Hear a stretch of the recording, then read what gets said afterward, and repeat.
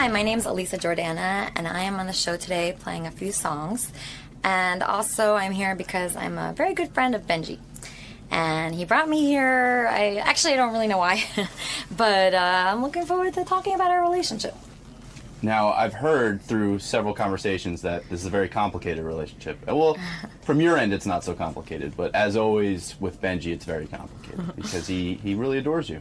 Yeah, he's an adorable person. I don't think it's actually that complicated. It's just we hang out. We're like best friends. We're like actually boyfriend and girlfriend without the sex. That's the only difference between a boyfriend and girlfriend and us. All right. Well, I'm looking forward to hearing Howard's take on all this. Me too. All right. Good luck today, Elisa. Thank you. You want to talk about her now? She was the guitarist in Cobra Starship from 2005 to 2007. She was kicked out of the band, basically. What was she, the guitarist? Oh, Guitarist. It's like a guitar with a keyboard on it. oh. Isn't that the thing that, like, wait a second, isn't that the thing that Randy used to play in Journey? Like that big Oh, that's funny. Just a few other things that are funny. So they met on J-Date. She doesn't want to have sex with Benjy. She doesn't like to be touched sexually. Doesn't have any sex drive, according to Benjy. She's been single for a long time. She said she's physically attracted to celebrities who look like Bradley Cooper and James Franco. That's Benjy. Sounds like she hung out with. Naturally. This is a conversation for Benjy, maybe not here, but down the line. I would love to know one day how far his net is cast. So we know he goes on J-Date. We know he goes on Craigslist. But like, I wonder, like, Facebook. Is he on like weird? Like, is he on sites like Indian dating, where it's like he could be on anything? Like, I would love to know how far the net is cast of where he goes to fuck women. Has anyone ever seen his J-Date profile? No. I'd love We to gotta know, like, find the it. picture he puts up and what he writes on there. That's Wonder if he uses his real name. yeah. Beautiful eyes. Yeah. Benjy, started telling me about this girl he met, and I didn't know you met her on J-Date. Yeah. Yeah. What do you mean he met her on J-Date? Well, Benji's got this web that, like, I don't even know how far the web extends. Like, I wish he'd be honest and tell me, because, like, he's on all of these internet sites. Like, I know he's on J-Date. I know he's on Craigslist. Craigslist. Used to be. You're not on Craigslist anymore? Nah, just... On all these lists, like on J-Date, are you Benjy Bronk, or are you someone Well, you else? use a screen name. So Right. on J-Date, I'm Benjamin. Benjamin, okay. Yeah. So, he's what other web can we ask? What other websites? Are Honestly, you on? it's just J-Date and Facebook, and that's pretty much it now. Where Twitter. do you meet most of your women? Twitter? I haven't really. I guess J-Date in recent times, or Facebook. So Benjy meets this girl, and it turns out like he's been working her for weeks. And in fact, the way we found out about her, Benjy did a stunt the other day. He was walking down the street. Yeah, bring her in, Gary. This is Elisa Jordana. He was walking with her through the streets. Come on in. Is it Alyssa or Elisa? Elisa. Elisa. Hi, Elisa. Come on in. Hi there. Hi. This is the greatest story ever. I'm still doing the setup, but help me with it. Okay. So the other day, Benjy was walking down the street with Elisa, and he wanted to impress her, so he did his stunt in front of the CNN cameras where he got on CNN. Right. And he's so in love with Elisa. Like, he even said to me, I don't know what it is with her. I don't know what it is with her. He's obviously completely smitten. And I said to him, well, how long has he known you, Elisa? He met you on J-Date. Right. We spoke on J-Date a few years ago. Right. But I was in LA at the time. You were in a band, right? I was, yes. And the band has gone on to great success. Yes. Are you the Pete Best of that band? What is the name of that band? I am, actually, exactly. Yeah. What is the name of that band? Cobra Starship. Cobra Starship. They've had a couple of hits on, like, Sirius Hits 1 and all that kind of thing. All the big radio stations. What is their hit? What happened? A few, they've had a lot of hits. Snakes on a Plane. That was when I was in the band. Right. And then they had Good Girls Gone Bad. And now they have, I don't even know the name of the new song, but it's actually a bigger hit than the other ones. Right. Yeah. So unfortunately, she was in the band, and then they broke big. Yeah. But they kicked you out of the band because you used to bring people on the tour bus all the time, and they were weirdos, and they were stealing things, and they blamed you? Well, like, when I was on tour for a long time, I was very bored. I wanted to meet new people, and all these fans, they would like hang out outside the bus, and they'd want to hang out with me, and I was very flattered by that. Sure. And it was my first band, and it was just very fun. So I invited like all these kids that were like 15, 16 on the bus, and I was having so much fun with them. We'd have dance parties, and we'd be dancing to my music. That's very flattering, Right. And so they'd come on the bus, and then one time they stole like all the band's iPods. Ooh. And then kids. everybody was very upset with me after that. So Right. So they fired you. yeah. I mean, that was not the only reason, but that was basically. Were you the lead singer? I played a keytar, which is like a keyboard that you hold like a guitar. Right. I've seen that. And so I played that, and I sang backup, and it was very fun. Right. And so do you sit there and go, oh, my God, I'd be a huge success right now. I'd make tons of money, the whole thing. It's got to be driving you crazy. It is not good, to think Right. about. But, I mean, I can't really complain too much because it opened a lot of doors for me. But can I be honest with you? I feel your pain in that instance. I mean, you put in time with the band and everything, then you see him go on to great success. I can't imagine the pain that was Pete Best's life. I think about him all the time, actually, because Right, yeah. I really relate to that, Of course. And also, it's like really bad because I don't know, it was my idea to use the keytar, and like then this new girl, like they replaced me without telling me. Right. And I found that online. I looked at like a pictures from a party on Wire Image, and then it said Cobra Starship, and then it wasn't me. It was somebody else that looked just like me. Right. And then I get a text from the tour manager saying, does Elisa know she was replaced? And I'm like, you just texted me that. So that's how I found out. You think about your life. You were in Cobra, and now you're with Benjy. It's a I real. know. I don't know if things are going the right way. I'm as big as a starship. From Cobra Starship to Benjy, it's quite a Benji fall. Starship, it's pretty good. Cobra Benjy. So anyway, you got to hear this because I became fascinated with this story. So Benjy says to me, "Oh my God, I'm in love with this Elisa." Now the love goes like he's totally taken with you. What did Benjy describe in your words? What it is about Elisa that, and maybe it's embarrassing to do in front of her. But you're totally taken with her. I don't think she's a perfect person, but to me, you don't like that? I mean, that's what you had to say first. I mean. Right. Okay. And this is what else I don't like it now. She's when I'm around her, I'm just so happy and I have so much fun. And this is someone I've always said, like, I can't get married and be monogamous. Right. And this is someone, and I might not end up being with her, but it's like, wow, this is gives someone. you hope that this is someone I could spend my whole life with and every day be happy and look forward to being with her. Like you're in love. You're in love with her. I'm not in love in a commitment kind of way because we haven't dated. But poor Elisa's saying to herself, why can't this guy just be a little hotter? Or Tommy Mottola. She does. I think she, deep down. Do you think you're going to wear her down? No, it's not. Let me tell you how in love he is with her. He was so nervous. Doug was telling me this. Doug Goodstein from Howard TV. Howard TV. He said when Elisa was in the green room, Benjy went running out. He came in this morning. He was covered in orange juice and things. He had juice. He says, as soon as Elisa gets here, give her this. He had stuff for her. Like stuff for her. Elisa, is it dangerous that you might end up taking advantage of the fact that he's so into you? I don't want to take advantage of him. Right. I see that he's such a great person, just like towards everybody, not just me. But can you help it? Can I help it? Have you said to yourself, why can't I be attracted to this guy? I actually get sad sometimes. Like once in a while, we'll be like at the dinner or something. The other night, we went to this like kind of a romantic dinner. Right. And I got so sad because there's like these people next to us. They're on a date, and we're like having so much more fun than them. Right. And I'm but you're not going back to your room and going to bed. Actually, we slept in the same bed last night. Well, yeah. Now Benjy says he was very nervous about he's more nervous about your appearance than you are. He's today. making me very nervous. Yeah, right. He is, right? I'm sorry. Because he was like, I have to be with you the night before the appearance. No, she told me that. I want to make sure that you get to bed early. Wait, no. Oh, no. She wanted me to stay with her last night. She wanted me to stay with her last night.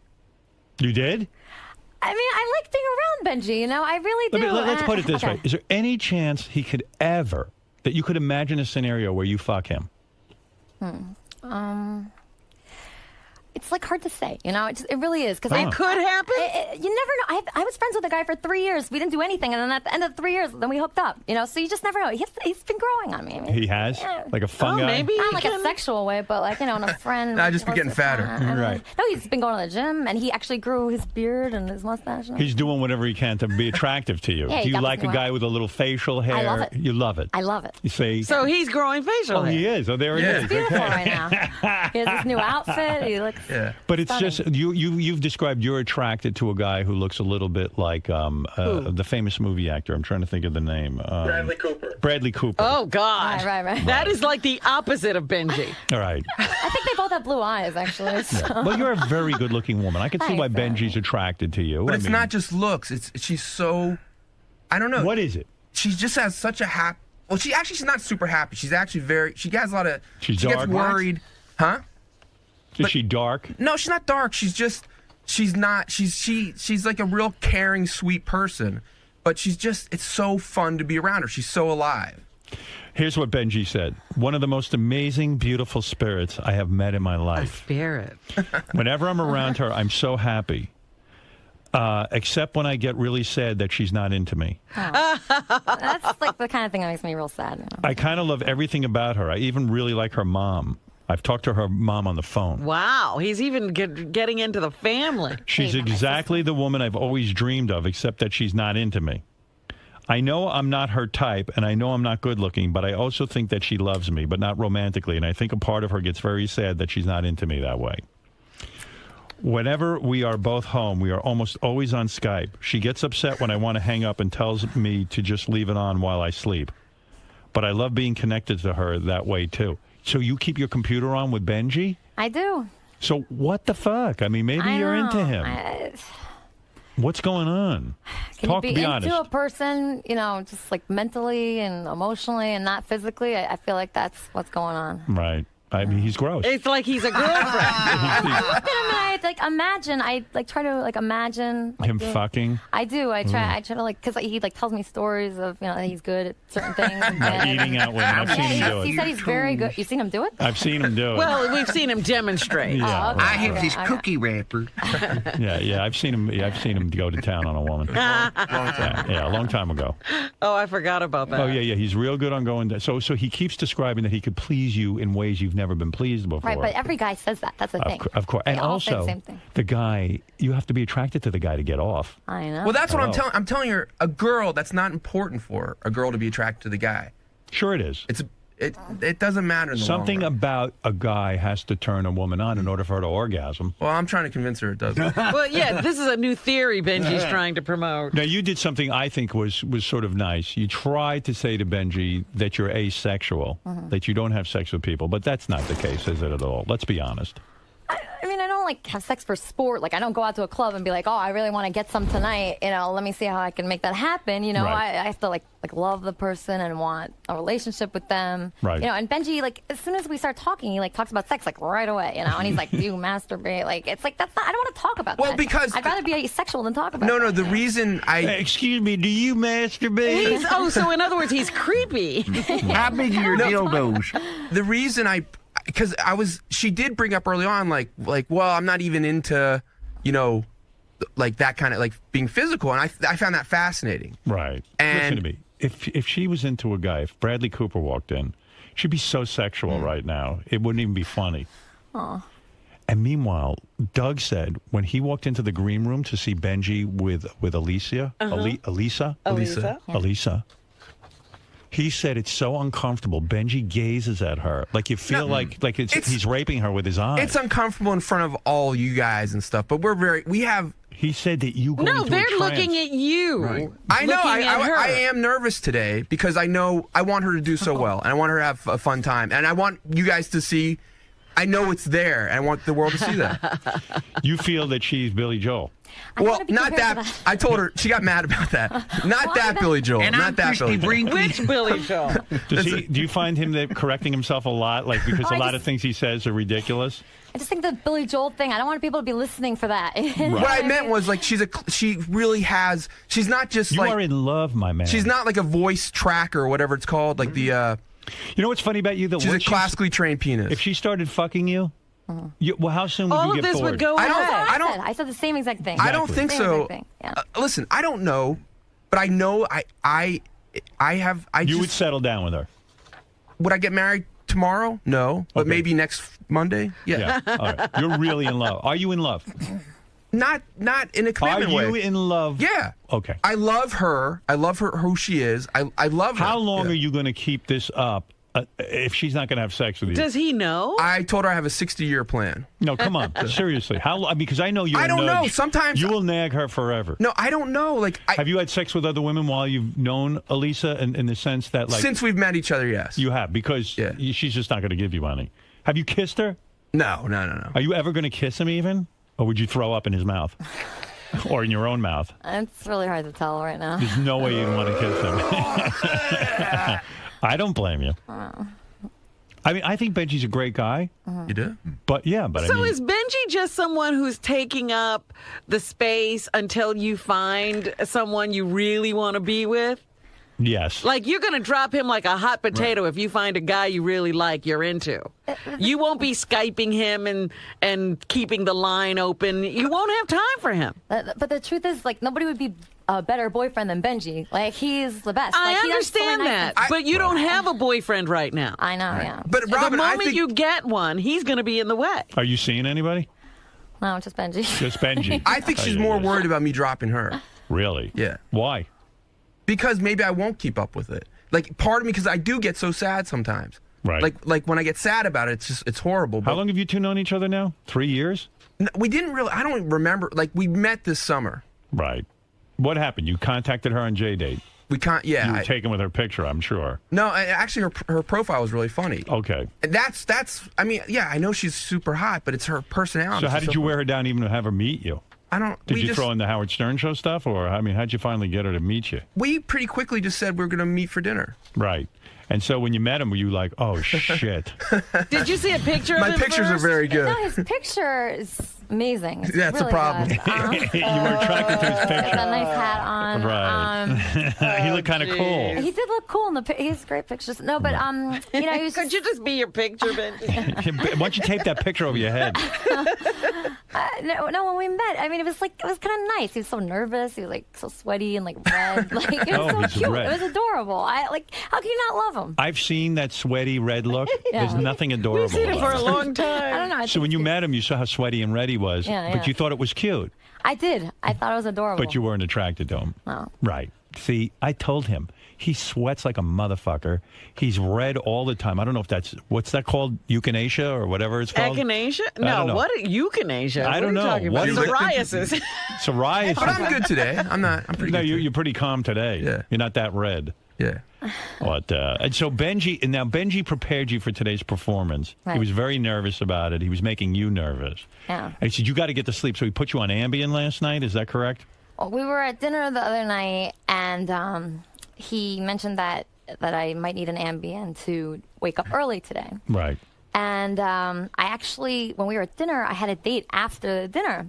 Wow. And then I was thinking, like, I don't know. Then I planned the date next door to where we were eating. Right. So Benjy said he didn't know how long it would take to kick in the Ambien. So he took an Ambien, I took an Ambien. Right. Before your date? Before my date. And then I said, Benjy, I'm really scared. I'm going to fall asleep on this date. Make sure nothing happens Oh, to me. he didn't want you on the date. Yeah, so he came No, on no, the that's date. not why. Oh, dude. No, I didn't know she had a Gave date. her an Ambien before the date? No, I didn't know she had a date. So what happened when you went on the date? You must have been exhausted. Well, I was on the date, and then Benjy was like two tables down. Like, Watching the date? God. No, wait. She asked me to my come. God. Wait, Why would you go on her date? No, he was she great. begged me to come because she was scared to go. Why would you go? Because I okay, asked him to, though. So was the guy a nice guy that you went on the I date? don't remember because I don't even remember what happened. Right, 'cause I was she's on falling asleep. Ambien. And I look in the corner and there's Benjy and his head's down, he's sleeping. And then I don't even know what happened to my date. Then I go over to Benjy. I think Benjy, here's how Benjy had it in his head, because I'm a dude. Ambien can get you a little bit horny. no, Howard. That's what think, happened to me. yeah, I think he figured you go on Ambien. He's Since trying to drug her to get sex? Well, not drug her, but yeah, okay, drug her. Like I've done that with Quaaludes with girls. I when mean, was in people do college. it with alcohol. Yeah, I mean, I think Howard, he was I hoping swear- to loosen her up a no, little, and then she no. wouldn't know what Well, she was it did doing. because apparently I told him I wanted to hook up with him that night. But I didn't try anything. No. Because we fell asleep together at the bar. And she was looking at me and she was like turning her head back and forth. She was like, maybe I could hook up with you. I told you That got me back on totally waking up. But I was like, I didn't. Of course I didn't do anything. But she's asked me. She was worried about getting up in time. Right. Well, I'm here's. So can I you be give honest? a person an Ambien.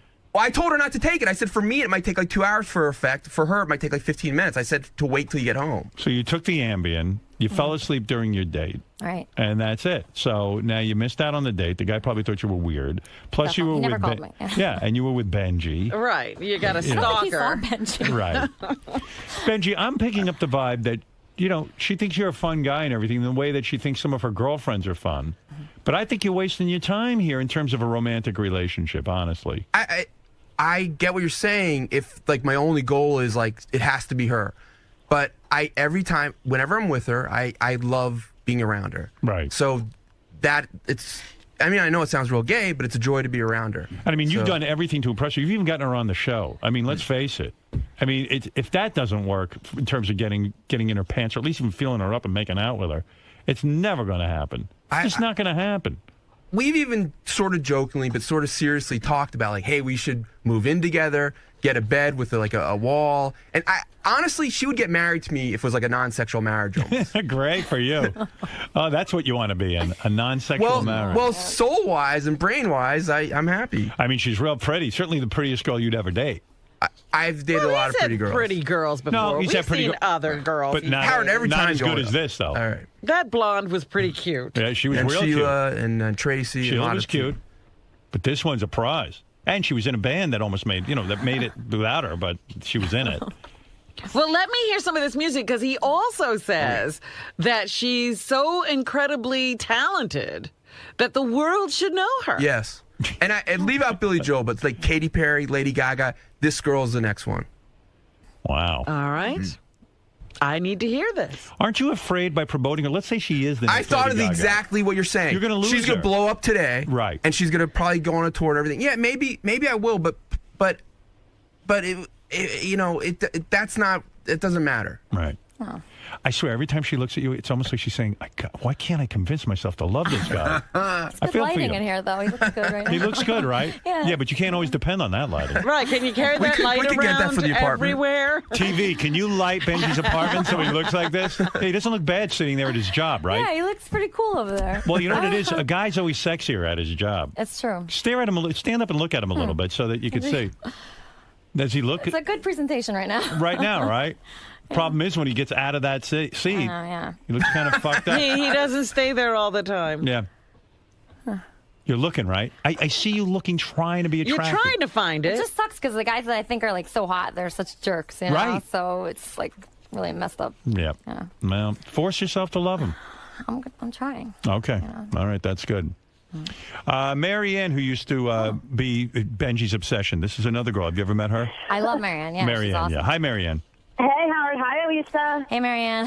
So, Benj, I love you. Oh. This is Marianne part 2 plus a guitar, okay? I mean, it's not happening. Right. Mary Ann, explain to him, why didn't you fuck Benji? He worked on you Okay. for years. Okay.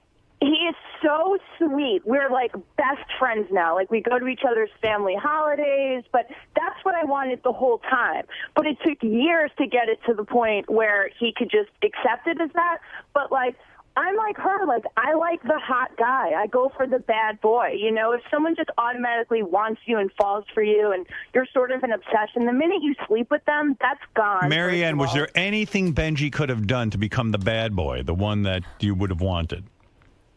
all. Oh, God. I don't think so. He's too sweet. Too sweet. All right. So if he even was a dickhead, but then he's got his looks to contend with, too. I mean, I think, did I try to do a makeover, Benj? I tried, too. Like, I tried. She tried to do a He has makeover on one you? right now. You did a makeover on Yeah, him? look at his like. For another one of her facial dates. hair. Yeah, he I had a date he also went on, and he had Oh, to... my God. She wants me to be You know there. what? You're sounding, Why you- Richard Nixon did this with Pat, I think. And he where did he win her. would drive her to her date, on her date. I'll wait And for he you. eventually got her. Do you want me to start driving? Let me drive you to your date, Pat. I'll sit here while you fuck that college stud. I want to see Benji's heart broken. Dude, this No, is a she's heartbreak. being- I'm very You're nice going, to Benji. She's dude, being completely you're honest to going- me. I know, but you're going on dates with her? Fucking No, man up. I didn't want to, but she begged me to. Dude, look at me. If a girl ever said to Dude. me, I've been in bad situations, but no girl's ever said to me, I want you to come on a She date begged with me to go, Let me so. tell you, I would never get into that. I know, Wouldn't and happen. She begged I got me to too go. much pride. All right. I do And too. it's a little bit of an obsession. It is. You're obsessed with her. Do you think Benjy likes to get with women? He sets himself up that women he can never attain, and that's his ultimate prize. No, that's just all Have you woman. ever seen her naked? Accidentally, not partially on Skype once. Is it awesome? She's beautiful. She's one of the. She's gorgeous. Yeah, of course. But I What didn't would see her you do to naked. her? She was What like in is her it bra. you tell her you would do to her when you're private? Because you've explained to her what it is you would do to her. What would you do to her? I would try to make her super, super happy every single day. Super wet. Happy. No, but sexually, what would you How do does to her? that happen? I'm not going to go into that now. Why? You told her. I don't know, because that's not where we're at right Cunnilingus, now. right? That's your thing. In other words, I don't. Have you ever said to her, listen, let me just lick you down there and see if you can get into it? I'm going to try that later this week. Has he ever said that to you? Hasn't? I don't think so. Not He yet. said it to me. I can picture him doing that. Like going, listen, I'm telling you, if I lick you, you'll get turned on. Well, we Well, made he it. does Does what say he that said. to people. Well, I we think may he actually did say we that. may have had a did. conversation like that I'm gonna cover if he because said it. this is where the asexual thing comes from, and I don't believe that anymore completely. But like, Elisa is very like she's. I don't think she's. Have you ever had an orgasm with a guy?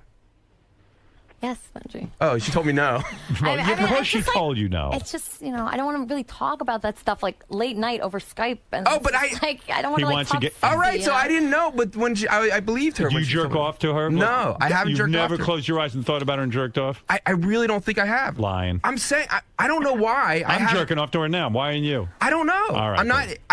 It's not. I don't know. I look at her what? pictures. I think she's beautiful. Right. And I see her and I think she's beautiful. You used to But jerk off to Marianne, didn't you? I don't think. Oh, I man, get out I of know here. she's popped in my head, but I don't think. Like I've said before, like Not it's to hard completion. to compete with like Tube Galore and stuff. Those videos. Right. Let's go to Carlos. You're on the air. Go ahead, Carlos in the Bronx. Hey now. Hey now. Benji, you're fucking delusional. This woman will not fuck you. She's not going to be with you. You're a nutbag. You're treating her like you treated that other girl when she was in the studio. You was staring at her like you wanted to freaking kill her and eat her up. And Yeah, she was isn't so Benji's uncomfortable. stare kind of creepy? This guy brings up a good point. Well, I that's mean, why I was saying, could he be Yeah. star 80? Like, if Yeah. this girl, No. he stays in her life, she becomes, like I said, she becomes this regular obsession. All of a sudden, she's now with other guys and she wants to leave Benji alone. Is he going to lose it? Have your parents met Benji? Oh, your mom talked to him Well, on the he phone. asked my mom on the phone what blood type I was because he thought I don't know. Why would he ask that? He really thinks I'm this one blood type. I'm but, really into O negatives. yeah. I was like, I know she's an O negative. Was she an O negative? Her mom was, Her mom is. which is a He's rare so thing. So she excited. has the recessive genes for it, Yeah. which I like. Oh, my God. And I we could went tell out- she was. Bobby, go ahead in Nashville. You're on the air. Yeah, what's with this Marianne cock blocking? Give this guy some pussy, huh? Benji, What about it? Can you give him some give him pussy? the pony. Give him the horse cock rap. Let him horse fuck you one time. What? Let him horse fuck you? Yeah, you know the tape he made with the lady in the old folks. Oh, home? yes. Yeah. Yeah. All right. Listen. I don't think she's ever going to horse fuck you. I don't even think she's going to kiss you. But that's my guess. And I think she's being honest with you. And I Absolutely. appreciate that. I Yeah. do. Now, Elisa is going to perform. Elisa Jordana is going to perform. Now, this is from your self-titled album. Yes. This song is called Fuck You, I'm Fine. There's Yes. profanity in this song. If any kids are at home, get them out of the room. What does this mean, fuck you, I'm fine? Just basically, it's just I wrote it so like girls, they think about guys like for a long time after you break up. Right. And, it just, I don't know, just like I wrote it and it came so naturally and it's just really how I feel. Right. So, it's just a song meaning no matter what happens to you, you're always yourself.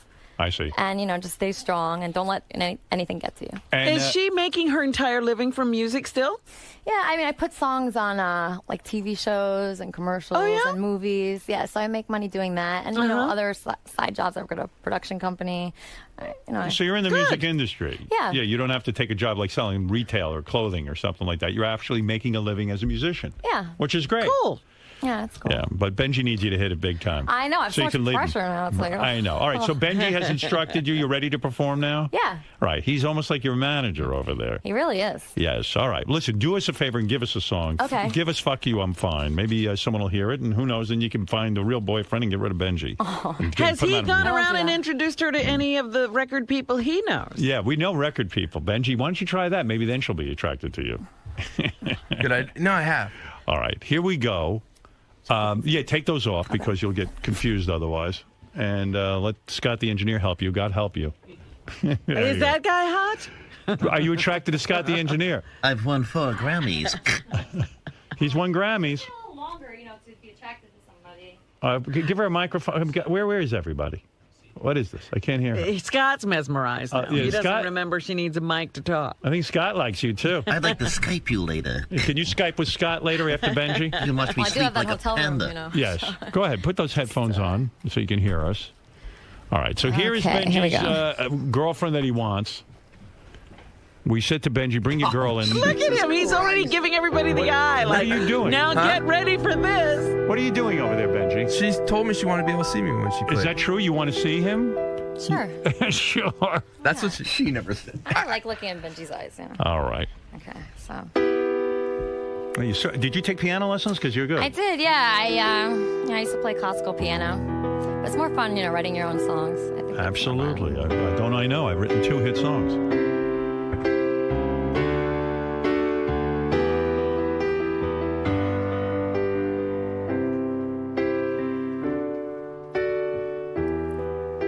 I can't even look at you now.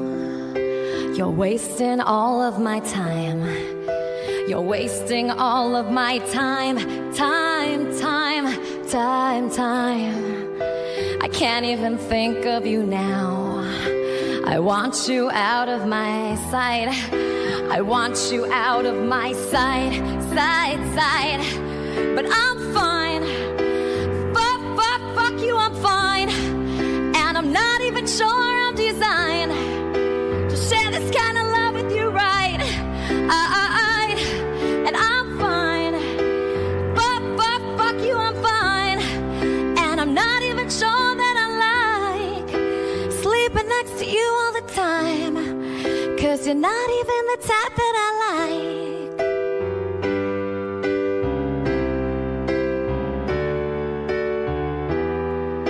You're not even respecting me now. I'm just trying to have a good life. I'm just trying to have a good life. Life. You're even insulting me now. And I know you are addicted to lies. I know you are addicted to lies. But I'm fine. Fuck you, I'm fine. And I'm not even sure I'm designed to share this kind of love, to share this kind of love with you, right? And I'm fine. Fuck you, I'm fine. And I'm not even sure that I like sleeping next to you all the time. 'Cause you're not even the type that I like.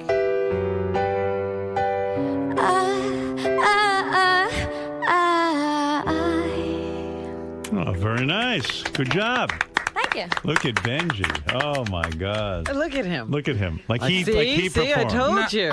He did a good job. Song kind of reminds me of your situation with Benjy. It's Wasting like, all my time. I was like, why not look at Benjy when you sing this song? Get out of You're my not life. even my type. I mean, No, really. but that just shows that I went out with somebody that wasn't my type and it ended up being my type, so you never know. Right, you never know. Benjy should hang in there with you. Well, listen, it's really wonderful to meet you, Elisa. I've heard so much about Hey, you. till Howard. I'm nauseous. Yes. Yes. Would you want to, like, she has so many, would you want to hear, like, 30 seconds of another song? Now, Benjy, look, listen.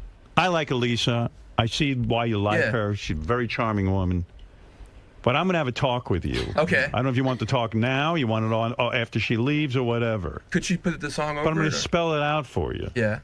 I mean, it's fun. You're torturing yourself. Why? Okay. Why? Well, if She's- he wants to do this, why not let him go? Hey, listen. Play out the thread. He's a 50-something-year-old man. 50? He can certainly Oh do my whatever God. he wants. What? Yeah, you didn't know that? Who? Benjy. How old are you? 62. 40s. I'm joking. He's in his okay, 40s. okay. I'm joking. I'm joking. I was making a joke because he gets uptight. No, what I'm saying is, you're a big boy. You can do what you want. Yeah. But you're one Yeah, I of mean, these he guys. can't turn this off. You want unobtainable women, and then you think those are the ones you could marry.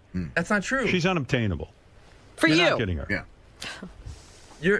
Listen. That's the way you, which is cool. I could get her in 10 minutes. Okay. You understand? Okay. She's not for you. The only reason I can get her is because of who I am. All right. She's out of your league. That's true.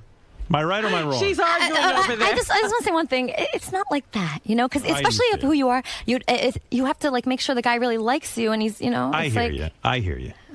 not really You like ain't that. you're not going out with him. I'm breaking it to him. All right. If I was single, I'd ask you out. We'd have some. In 10 minutes, we'd be all over each other. Believe me. You know it, and I know it. Am I correct? Let's be honest. You know it, and I know it. Do you I'm know into it? the whole like consistency thing, you know, not just like for I'm 10 minutes. consistent. For No, 10 I don't minutes. do 10 minutes. I do it. I'll give you a whole night.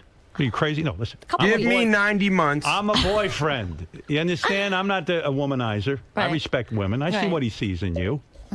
Thank you. You're not seeing it in him. That's all. You're being honest. I admire that. You're not leading him on. You're telling him, Benjy, I'm not into you sexually. I don't know what to tell you. Not attracted to you. But then again, she does lead him on. No, she doesn't. Yes, she does. Spending all this time with you, Skyping all the time, all of that stuff gives you hope. Listen, but That's true. we like being around each other. You make a good point. Sure, but she doesn't want out of it what you want out of it. I know that, and maybe it'll get to a point where I'm like, it's not worth it. It hurts me too much. But the good feelings I feel are more than that at this point. So you don't mind her using you? I don't- she's not because using me at all. Yes, she is. What? Yes, she is. She's using you. Are No, you she's not. using Benjy in a way? In a way. You mean like to be my friend? Yeah. Or, well, I mean, I don't think that's using because I give back. I encourage him, to do things. Like I encourage him to do the CNN thing, and like, I don't know. I just. She loved that. by the way. I loved it. It was so fun. I love being with Benjy. He'll do anything, Didn't you almost get killed? I think that was her plan. Like I've instructed I have 3 daughters, and then they'll say to me, "What's with guys? A lot of guys, all they want to do is have sex. They don't want to be friends." And I go, "Listen, let me explain the world to you. This is the way it is. I'm your father. It's like that. I tell girls that too. I'm a guy. If I want a friend, I'll call Fafa Fooey. Stare at him. A lot of the guys in the office are sort of with Robin in the sense that maybe you should just say, "Hey, Benjy, you're a good friend, but it's not going to happen. It's never going to happen. I'm not Skyping with you. I'm not sleeping in bed with you. I'm not hanging out with you." Skyping is different than sleep. I don't know. But maybe Maybe maybe she genuinely likes being his friend. Yeah, but it's do. too much. She's So he should using stop. him to even keep other guys at bay. She's taking him on dates. It's ridiculous what they're doing. Well, maybe you're right. It does give Benjy false hope, although Benjy should. The onus is on him to Of understand course. it as well. Can't blame her. But she should say, maybe she should say, "Never going to happen." Just so you know, never going to happen. Maybe She told him. That's why I said the asexual thing. And by the but way, then she gives him the little, maybe I saw it the other night for a second. Isn't she even that beautiful? song sort of Look says, at her. "Hey, I was with a guy I didn't She's like." a very pretty girl. There's Yeah. no question. She's wonderful. You're in love. Yeah. I get that. It's a one-way But street. in like I this said, it's relationship. opened my heart to the fact that if it's not with her, I'm going to find Then someone go that has the same. find that person. Oh, Fred, it's not all I like like when- I gold think him and driven. Mariana are a very good couple. I like when Benjy starts in with the sex talk with you to get you worked up, and you totally No, are it's repulsed. not. That was from when she gave me the impression that she never had gotten off with a guy before. Yeah, all right. Hey, can I just tell you one more thing about her being Tried everything. asexual, which is really funny. Ronnie had a birthday party the other night. He was at Rick's.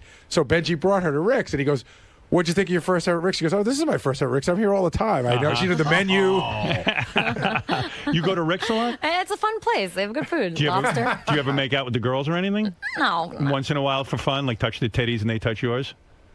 no, not really. What? I don't really want Do that. the girls come on to you a little bit?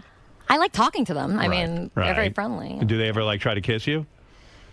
They try to grab me. I mean, if they do that, that's like nothing. I'll let them do that. Do you ever Skype with them? No, I mean, they're not. You ever been with a girl sexually?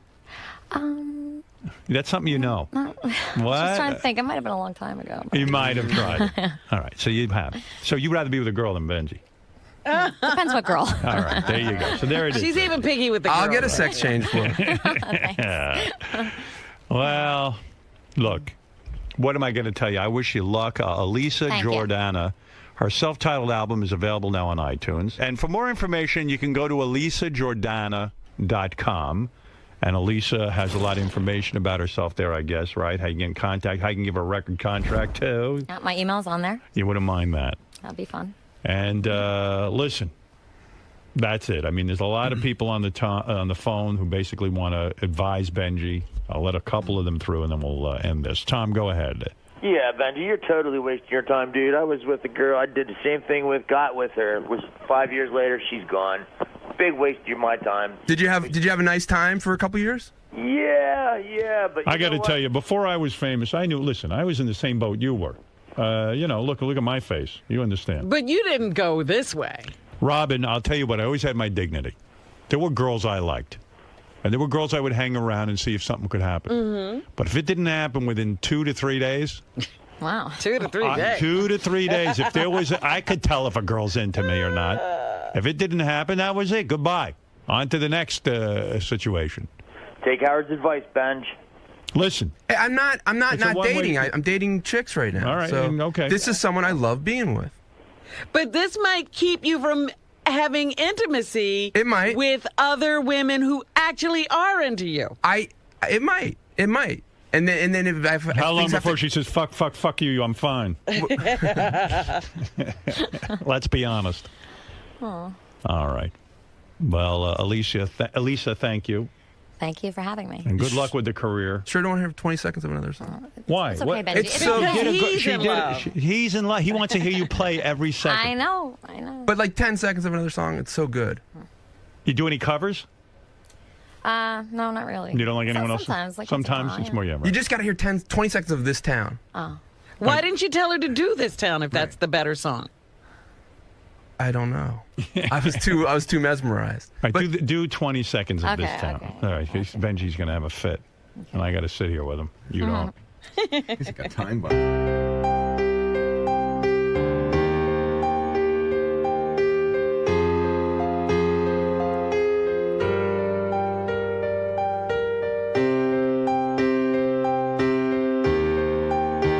I like this.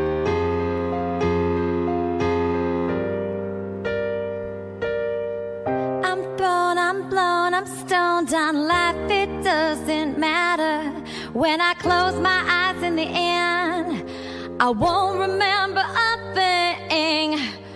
So hide your drugs, hide your dirty little sluts, unless they wanna come out and play, This town's trying to swallow me up. This town's trying to swallow me up. This town's trying to swallow me up and eat me whole. And I'm gonna let it all go. And I'm gonna let it all go away. Let it all go away. Let it all go away. Look at you. Yeah. You fucking He's grinning at everybody in the room. It's like you can't even look at him while she's playing. He's turning beat red. Yeah. There's that blotchiness that Elisa That talks brings about. her so much closer to I him. have a mood face. Wow, you're in love, dude. Look at you. Well, it's nice to see Benjy in love. Wow, he's in love. Let him down gently. That's all I can tell you. All right, go ahead. Yeah, I know. All right, listen, Robin. You know Howard. Enough of Benji's She has another song. It's kind of okay, stop it. Stop it already. Enough. Oh, man. What do you say to him, Fred? I say, you know what? She's a really nice gal, but Benjy, don't waste your energy. If there's someone that you want to find to share your life with, she's not the one. You can have a good time with other people, too. Do it with someone that you know there's a future with. There's no future here. Right. I don't think that's all about what life's about. I don't. Well, but your life will be over before you find that person. If you keep Maybe. wasting your time I don't think chasing a dream. I'm not wasting my time. You are. All right. Well, you're wasting our time. All right. He thank doesn't you. know he's wasting his time. Yeah, right. Leave him alone. He'll He's find fine. out. Fuck me, I'm fine. fine. Well, you know, you're very lovely. I'm glad I got to meet you. I see why Benji's so attracted to you in all of this. But look, I'll talk. I'll make You it. think you can talk him down? Yeah. I'll talk him down. And everyone remember Elisa Jordana, and check her out at, what do you call it, Angels and Kings of Manhattan, November 18th. And go see Benji there, too, sitting front row, staring at her like a mental patient. That's a show in itself, right. watching Benji watch her. That's the video. Good job. Thank you. That was very fun. How many years of piano lessons did you take? I started when I was 4, so. Wow. Well, you learned well. Thank you. Thank you so great much for job. having me. Yeah, no, it was fun. And I don't know, maybe you and Benji will get together. We'll be at your wedding. So nice to meet you. Thank you for coming in, and good luck to you and Benji. You two make a nice couple. Thank you, Benji. Bye, thank you. No problem. Good luck with everything. And I feel for you with that story with the band you're in. Oh, thanks. That's tough. That's tough. Yeah, it's tough. It's okay. Are they in touch with you at all or no? I actually bumped into one of them at the Guitar Center the other day. Yeah. Not really. You play guitar with them? Yeah. Yeah, a little bit. Well, you're very talented. Thank you. Thanks for coming in. Come more pictures. Oh, sure. Yeah, there's two guys. No meeting today. Right. Thank I God just for remember. That's fine. I know. Oh, no. What the fuck am I thinking? The only thing I need a meeting for is Is it this Tuesday? Hold it, I'm spaced out. How do I take a picture of you? You know what? I don't know. Oh yeah, that was great. Okay. You were great. You did a great job. Thank you. You wearing lips? No, I'm on my toes. Awesome. Thanks. Let me take one more. Make sure I got one with the flashes today. We don't Well, I really. said that. It's like next week or something. We don't really need a meeting, Okay. except at some point we do. In the next 3 weeks, we have to figure out what these sound bites are that we're going to put up. Should I put up a note and start collecting some ideas? Yeah. Yeah, that would help. Thank you. But yeah, Went so because fast. we need some real killer ones. really you know. Stuff that, you know, Richard and Sal are so good. You're used to saying that because we're No, you'll see it. You'll hear it. Really? Come here, you two. Okay. Benji's reassuring me right now. Benji has to be in the conference too.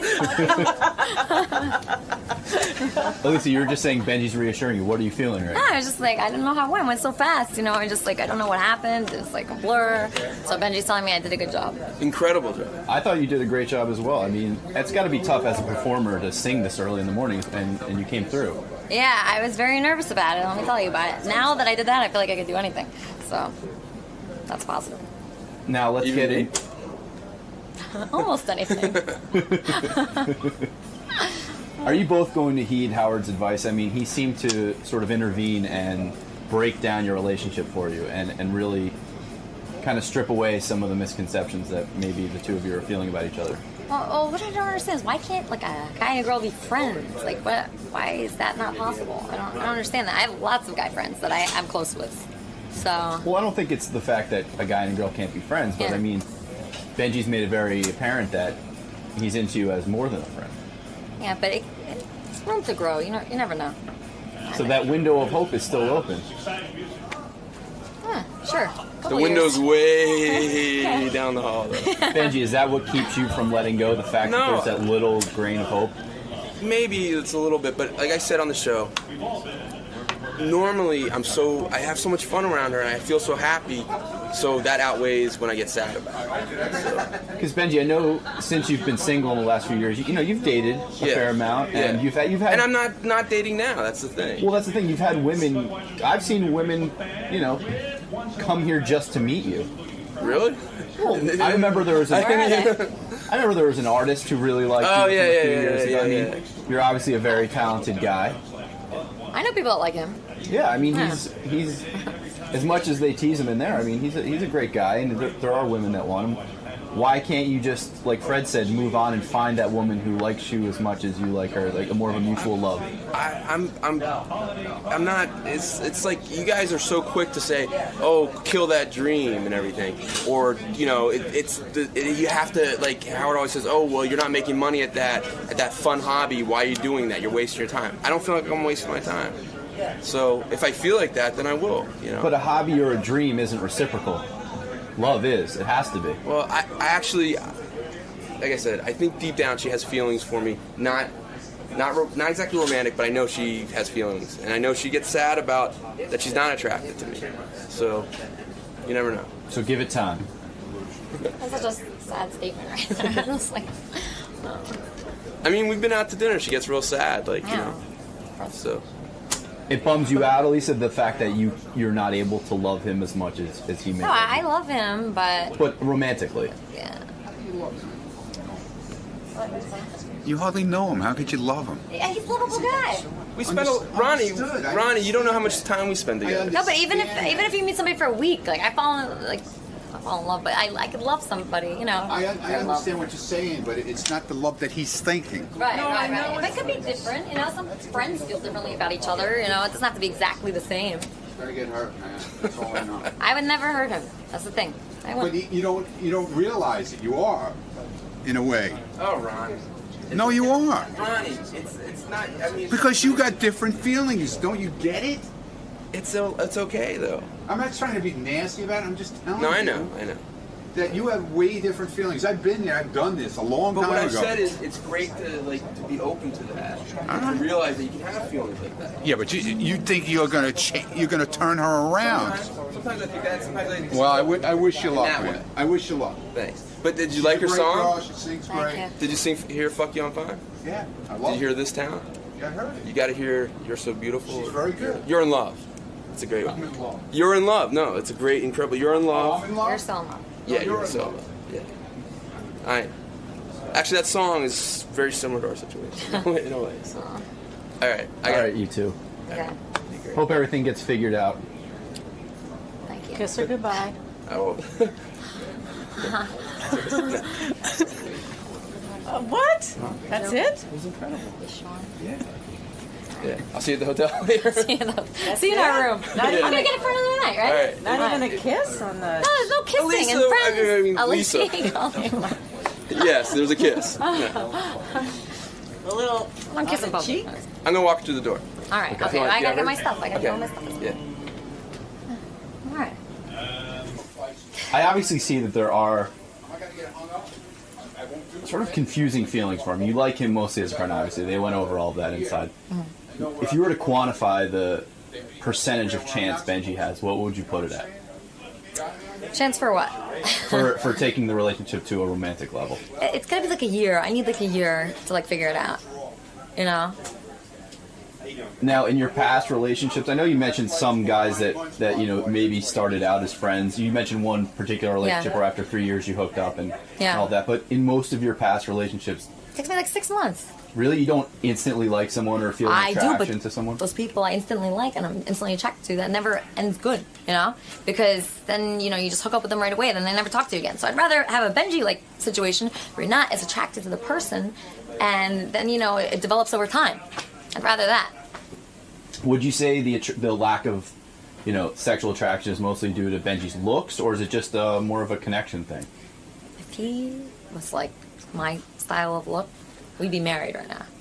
What's your style of look? Like, you know, like a tall, like lanky, kind of like Jewish looking with like a scruffy, you know, face, and I don't know, skinny.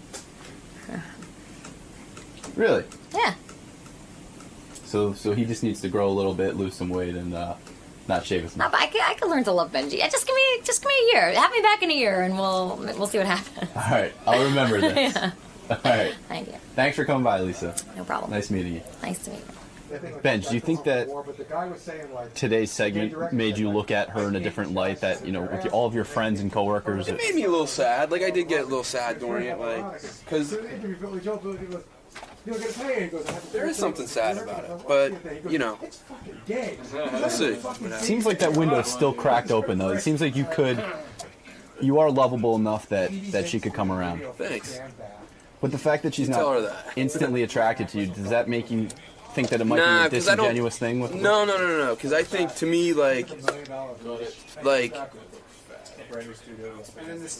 looks are important to me, but I think that's the least important thing of a connection. Although I have to say, I don't necessarily see Benjy hanging out with people who are not that attractive, who might be musically talented as well, and he's not Skyping them, and he's not hanging out with them or going on dates with them. I'm very attracted to her looks. That's no question. But what I'm saying is, I say for me, a look has to meet a certain criteria, and then once it's beyond that, the personality is much more important.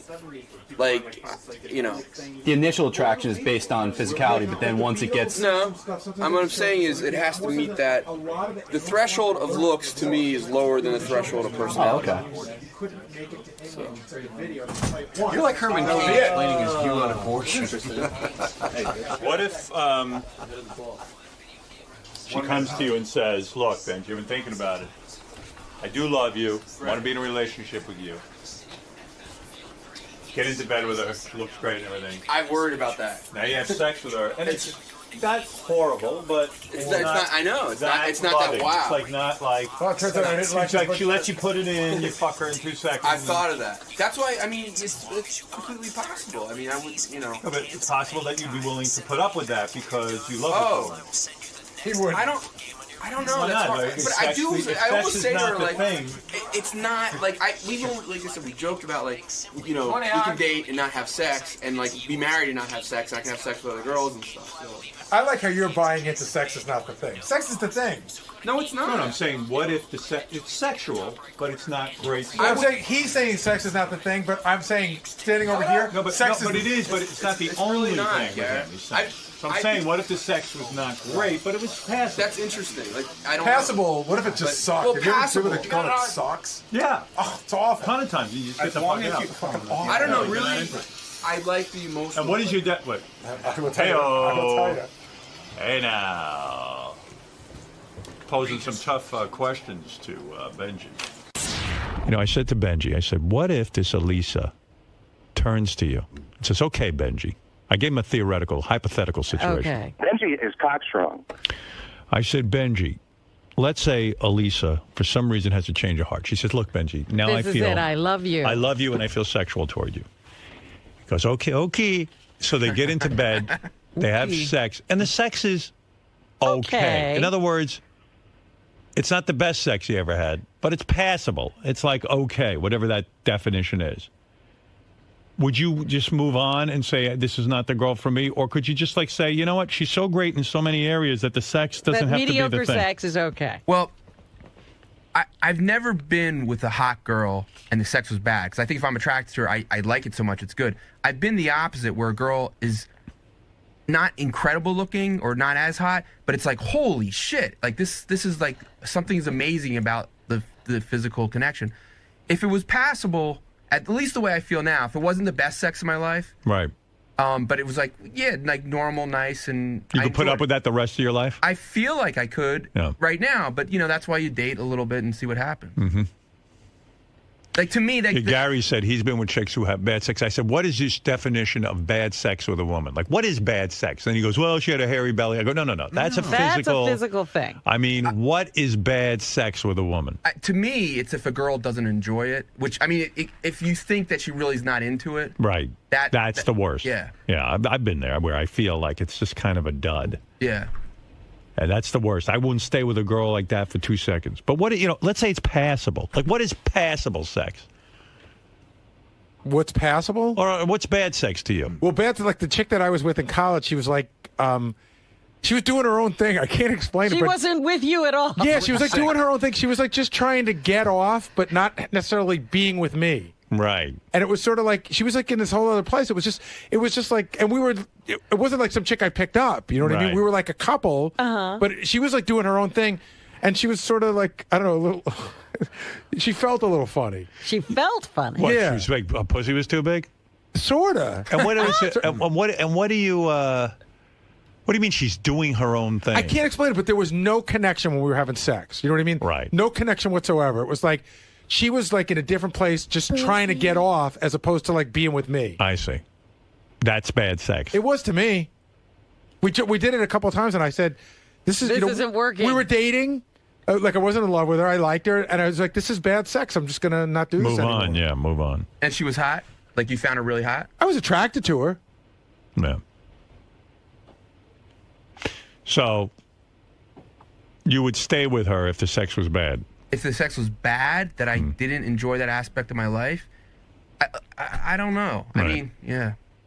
Right now, I just, yeah. Have you had bad sex with a guy, Robin? Oh, yeah. And is the sex bad because he comes too fast? No, it has nothing to do with that. It's like, if I'm not into the guy, I don't care what he's doing. You mean you thought you were into him, you get into bed with him. It's sort of like, I'm on the fence about this. Right, let me see what happens. And you try it out. Yeah. And then you go, oh my God, this is as bad torture. as I thought it would be. Okay. But you go through with it because you don't want to be rude. Well, you try to get through it. Right. Yeah. Good for you. You know you're You special. almost feel like you started this. You might as well finish. Right. I'm not going to be a complete asshole here and kick you out. Yeah, I don't want to tell this person that I'm having a miserable time. Right. Fuck me, Robin. I'm coming. All right, Robin. What else is in the news? Let everything hang out. I'm just thinking of you in bed with a guy you're not that into. And he's fucking you, and you just can't wait for him to get out. Let her go fuck me. This guy was trying to impress me. Right. And he's like doing all kinds of tricks. What kind of tricks? I don't know. Just, you want to keep changing positions. I know. All that stuff you do if you're really into it. Go ahead and fuck now. And I just said, could you just finish? Did you say that? Ay vey. Because I just couldn't stand it anymore. Let it feel good. Go ahead and fuck it now. And later he was like, no girl has ever said. You're gonna fuck me hard. They were probably thinking it. Oh my goodness. Fuck yes. Gary, you've seen Benjy since he was a young intern who occasionally I saw him when he was a young intern when he first got to me when he was 32, when he was a young puppy. I mean, you've seen him go through all types of phases, even wearing forms of African garb and such. Now, he's a little bit more mature, but he's just hasn't nailed down this women thing. He really, I mean, do you just want to take him aside and pull him aside and tell him that he has no shot and that... No, because he sort of knows. He's old enough. Like we were talking during the break, every one of us have been through it. No one can ever talk you out of it. You figure it out on your own, hopefully sooner than later. And you never want to be that asshole that goes, fuck her, she's no fucking good, blah, blah, blah. Because then all of a sudden she could wake up one day and marry him, and then you're really the asshole. Because you've already said too much. Yeah, you've already said too much. But every guy has to figure this out on his own. Good friends can tell you only so much, and he clearly doesn't want to hear it. Now, you've done the infamous I Love You tape and that whole thing. Isn't this kind of a form of that? I mean, this is sort of the same thing. I mean, does he look like a fucking spineless pussy? Yeah, it's very much a form of that. But at least you had that girl. And by the way, I got her back after that tape. Exactly, and she was once yours to begin with. This girl's never been his, That's and right. he's still relentlessly pursuing. If he loves her, he should let her go, and if she doesn't come back, then he'll know. If you love it, set it free, man. Set it free. If she returns, it was meant to be. No, it's one of those things. But I've been through this in Benjy's position with a girl. I'm trying to remember, like a girl that you just have a huge crush on, and you just sort of hang around, and you help her with her homework. I remember in college, like help her with her homework, or I took notes for you in my class, or whatever it is. All the shit that you wouldn't even do for your best fucking friend, in the hopes that you might get your dick touched, and nothing happens. Exactly, because he's acting like her big sister or her best friend. Yeah. You're too nice. You're too attainable. The best thing he could do is walk away and never call her again. He should walk away today and just stop taking her fucking calls for like a month. And I'll bet you when he turns his phone on in a month, there'll be 1,000 messages from her. Now that I have you alone, you just attempted to talk some sense into Benjy. Right. What are you seeing from this chick? I'm seeing she seems like a nice girl. I'm also seeing Benjy has a lot more feelings for her than she has for him. It's kind of like a Ganji type thing. Like a friendship deal, They act like they're big sister. Every girl's best friend type thing. They act like their older sister. sister, like they're right, exactly. And she's she's enjoying it. She's having a good time with him. Obviously, he's taking her out for dinner. He's enjoying himself, but he's trying to make it work in a different way than I think she is. She, takes him on a date, and that's the weirdest thing ever. Yeah. I mean, and first of all, for him to do that himself, to go, he's lowering himself to be like a total moron in a way. To go to sit there and watch the girl that he's dreaming about having a relationship with, being on a date with another guy. How could you put yourself through that? It's bizarre. But do you think she's being, opportunistic? Do you think she's trying to use him at all? No, because I don't think she's using him. Here's the reason I don't think she's using him. He pursued her. Right. And he's impressing her by bringing her up here, taking her on a tour, bringing him on to Jenny Hutt's show, which he shouldn't have done. He knows that. She hasn't been on this show yet. She was scheduled on this show today, and he took her and put her on another show yesterday just to impress her, to run in front of the CNN camera and carrying on just to impress her. He's making a little bit of a fool out of himself. Do you think if he was more aloof, if he tried to be a little bit more standoffish? I think if he tried to be a little more bad boy type, I think that's what she's more into. More than like the guy who's sweet. Because that's what she kept saying. He's too sweet. He's too sweet. He's sweet. Marianne said the same thing. A little more skull and crossbones, a little less... being every girl's best friend. Right. You know what I'm saying? Right. Like, hey, you don't want to hang out with me? Fuck you. I'll find someone else. Yeah, exactly. Now let me put some Mambo on and get out of here. Yeah, a little spray and on your way. I hear you, man. That's good advice. Hopefully he'll listen to. He's not going to listen. That's the problem. Benjy does not listen. He's got to find out the hard way for himself, and unfortunately, he's going to get his heart broken. Probably. Feel bad for him. What do you think? You think Benjy's going to? He's going to get hurt.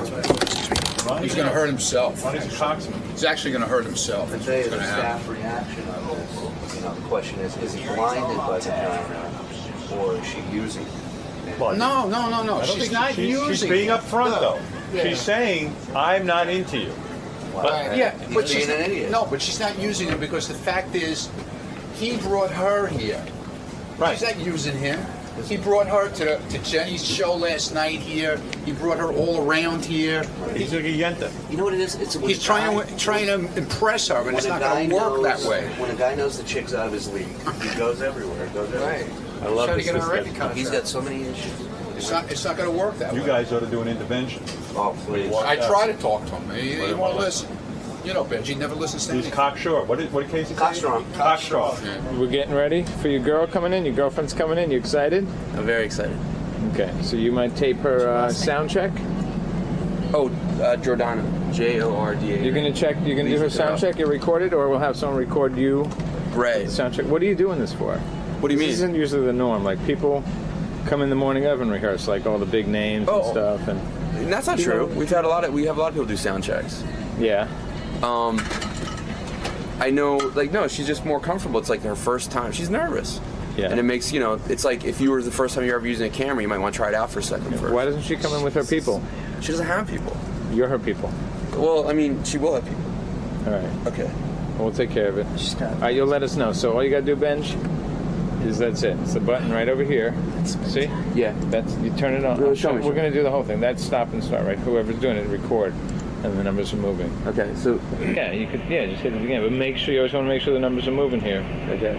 Matt, do you know where a battery for this is? A fresh one? Behind that rack. All right. This rack. Now, is that better than an iPhone? What? To record on that. Is that easier for you? Yeah, this would be much easier for us. All right. All right. Turn the silver button from off to on. Can you just put in a Google? Always shoot wide. Contour HD. You hit the start stop that to record and make sure the numbers are moving. Right. It's recording. The numbers are moving. Now it's recording. That's moving. So it's recording. Okay.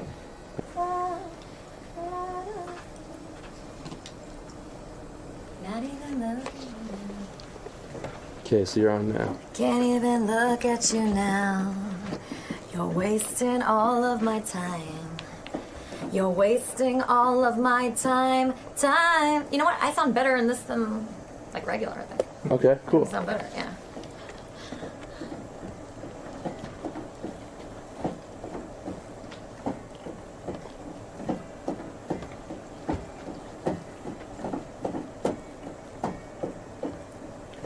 I can't even look at you now. You're wasting all of my time. You're wasting all of my time. Time.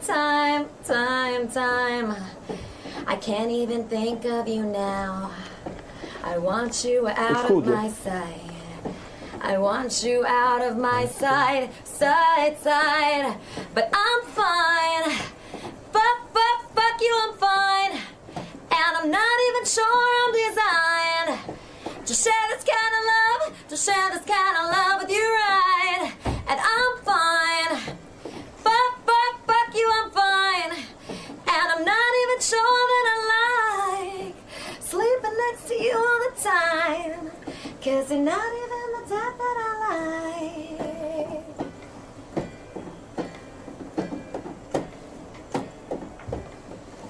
You're not even respecting me now. I'm just trying to have a good life. I'm just trying to have a good life. You're even insulting me now. And I know you are addicted to lies. I know you are addicted to lies. But I'm fine. Fuck you, I'm fine. And I'm not even sure I'm designed to share this kind of love, with you, right? And I'm fine. Fuck you, I'm fine. And I'm not even sure that I like sleeping next to you all the time. 'Cause you're not even the type that I like.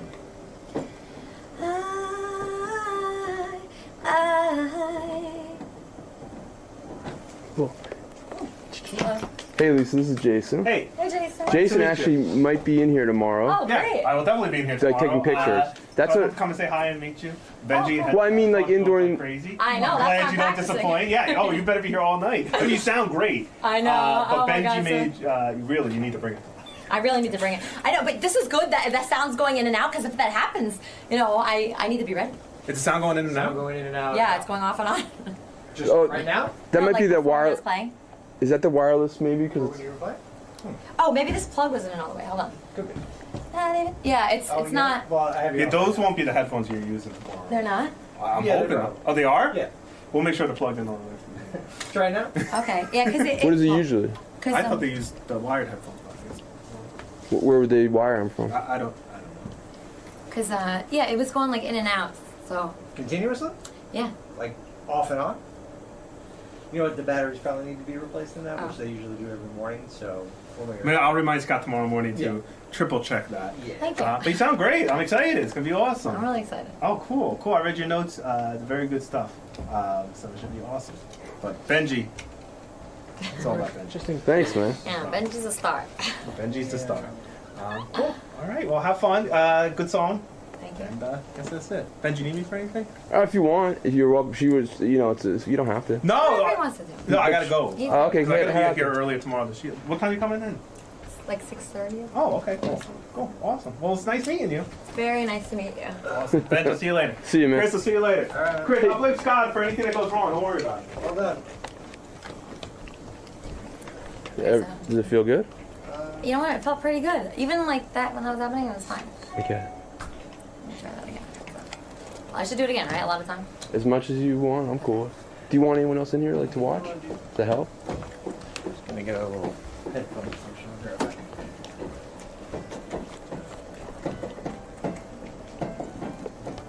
Do you want me to get other people in there? I can't even look at you now. You're wasting all of my time. You're wasting all of my time. Time. I can't even think of you now. I want you out of my sight. I want you out. Okay, It's just recording now. Okay. So this is my friend Elisa. You can say hi. Hello. She's doing a sound check.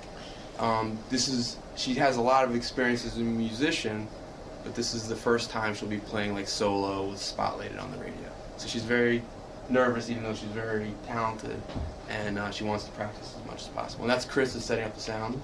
Chris Gibbons, who's often mentioned on the show. And go for it. Okay. I'm Benjy. This is Sarah's filming. Hello.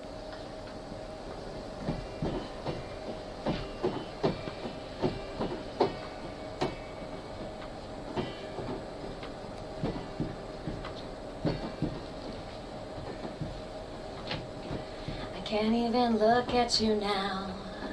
You're wasting all of my time.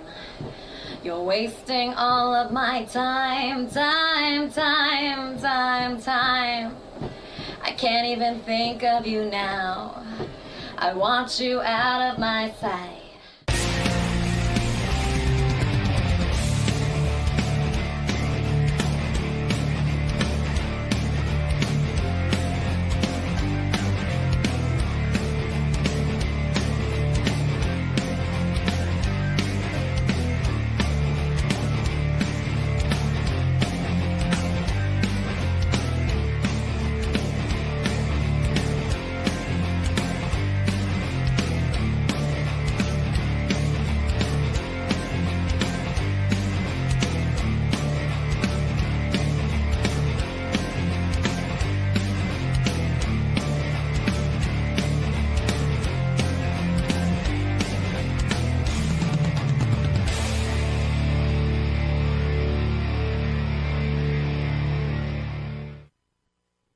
Yes, it is. Nice, man. It's like good work if you can get it. I love that you've got a camera person and a woman holding a mic. It's great. Oh, we cover from all ends. It's unbelievable.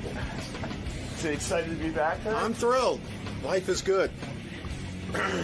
Life's good when you're Al Roker, right? Life's good if you're above ground. That's what. That's the deal, you know. That's what my grandmother always said. She's not in the obituaries. She makes breakfast.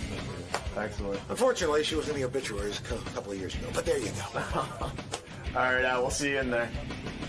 All right. I know that Al Roker is going to stop by later.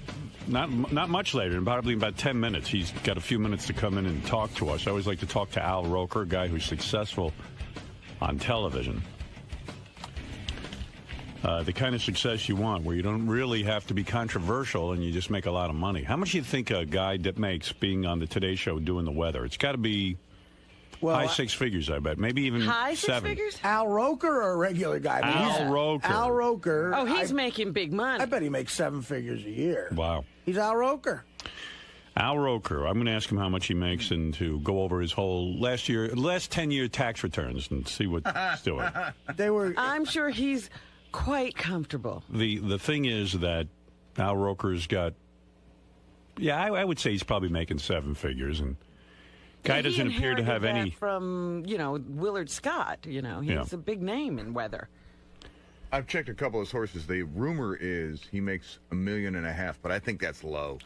I don't know, $1.5 million, that's a lot of money, and then he gets to go out and do, because he's not a reporter, he can go out and do, like, the Family Feud thing and all that. That's probably why he does it. Yeah. He only has, what? The weatherman is not on that much. I wonder if he has any demons, I mean, like... He doesn't seem I mean, the food thing, he doesn't have exactly under control, because since he got that gastric bypass, he's gained back 30 pounds. That's got to be his biggest nightmare, that he's going to gain back the weight. What an awful thing that would be for, like, your psyche. You get that operation. And aren't weight gains usually a result of, like, some sort of emotional upheaval? Well, Randy Jackson on American Idol, who had the same operation, looks like he's gaining all his weight back. Yeah, because it doesn't fix that. Well, Fred points out that the weight is just a symptom of something else. Right. You don't look at the weight and say that's the demon. The demon is causing the weight gain. What is that? So what's the demon is what I'm asking. What's he got to eat for? What's his demon? He ain't hungry. I don't know. Yeah. And he's more than a weather guy too. He's like a personality, He's, but I don't know, $1.5 million. That's a lot of money. You get jaded. That's a lot of fucking But that's money. network. Yeah. Eric, you're on the air in Hoboken. I'll take a couple of calls. Go ahead. Good morning, King Schmaltz. Oh, thank you. Yes. Did you go by the name King Schmaltz, or was that just the name of the that was the name of the show, but to be called King Schmaltz is a very big honor. Thank you. So, Have you ever been with a girl, Howard, really Yes. hot and heavy into it? And Artie, you can try to answer this question too. Really hot and heavy into it. You got to get in, if you know what I mean. Right. And she says, "Listen, I have herpes." Right And- then? Right? Oh yeah. I mean, she's doing the right thing. She's not keeping it quiet. Right. She's telling you the truth. Yeah, but my So- point is, like, you're almost at the point of, Right. and then she goes, hold it. She could have brought that up at dinner. Well, that's very sweet of her, actually. But go ahead. What is your question? The question is, have you ever, said, "Fuck it, just let me fuck her anyway"? Without protection, you're saying? Did you fuck With her or with? Did you we fuck know her with protection or without?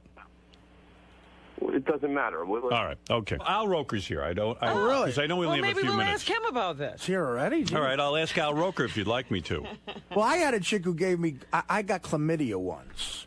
And well, Al's thank here. you, I Al. don't know if you want to talk about your chlamydia. Whoa. Hey, Al. Good morning. Al, have you ever had chlamydia? No, I haven't. You haven't? Hey, good to see you. Al, you're just in time. I had chlamydia once.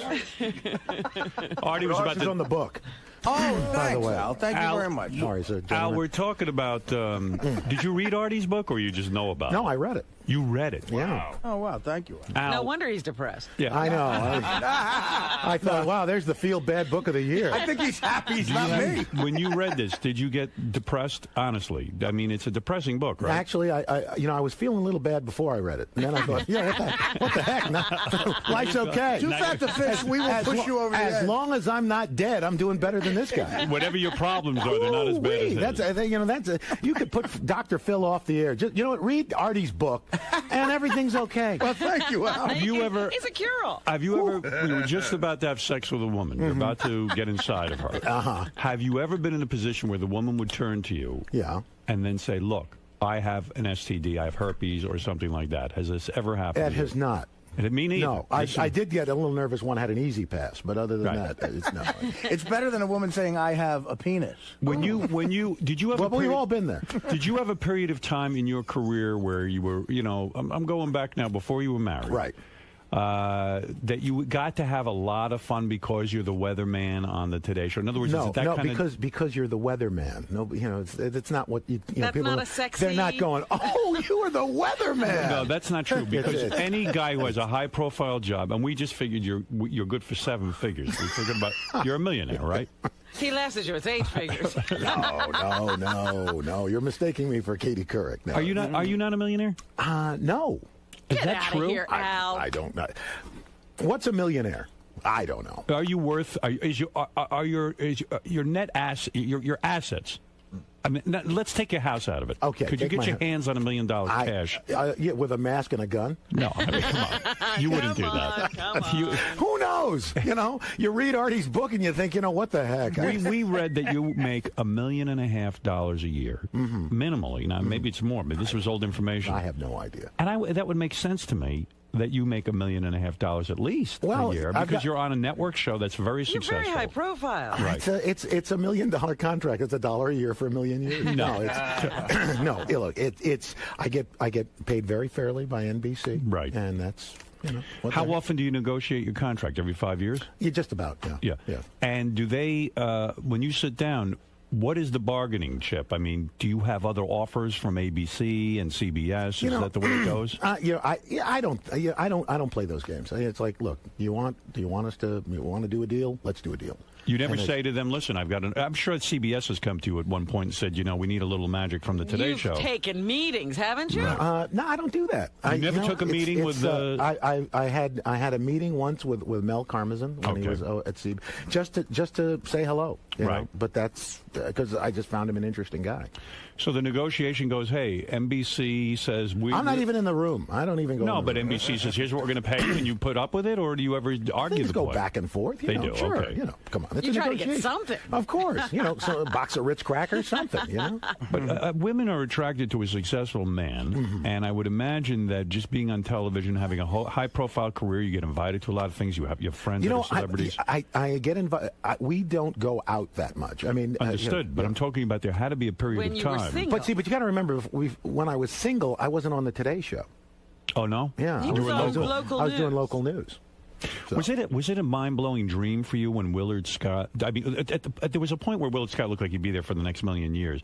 When Willard Scott started to slow down, they started to determine that he wasn't as hot as he used to be. Actually, and this is a true story. Yeah. Willard was the one who decided he wanted to step back. Is he still alive? Yeah, he's on the Today Show twice a week. Is he? Yeah, he does 100. Yeah, I know. That's right. Yeah, you don't have. I'm here. We're the all day. monitors. Why aren't you watching TV? We should be. Come on. But Willard is still around. Yeah, he does the 100-year-old birthdays, twice a week. But it was a dream come true when you got that gig. That's the gig of a lifetime. Oh yeah. I mean, look, when I got to New York, and you remember because we had WNBC and Robin.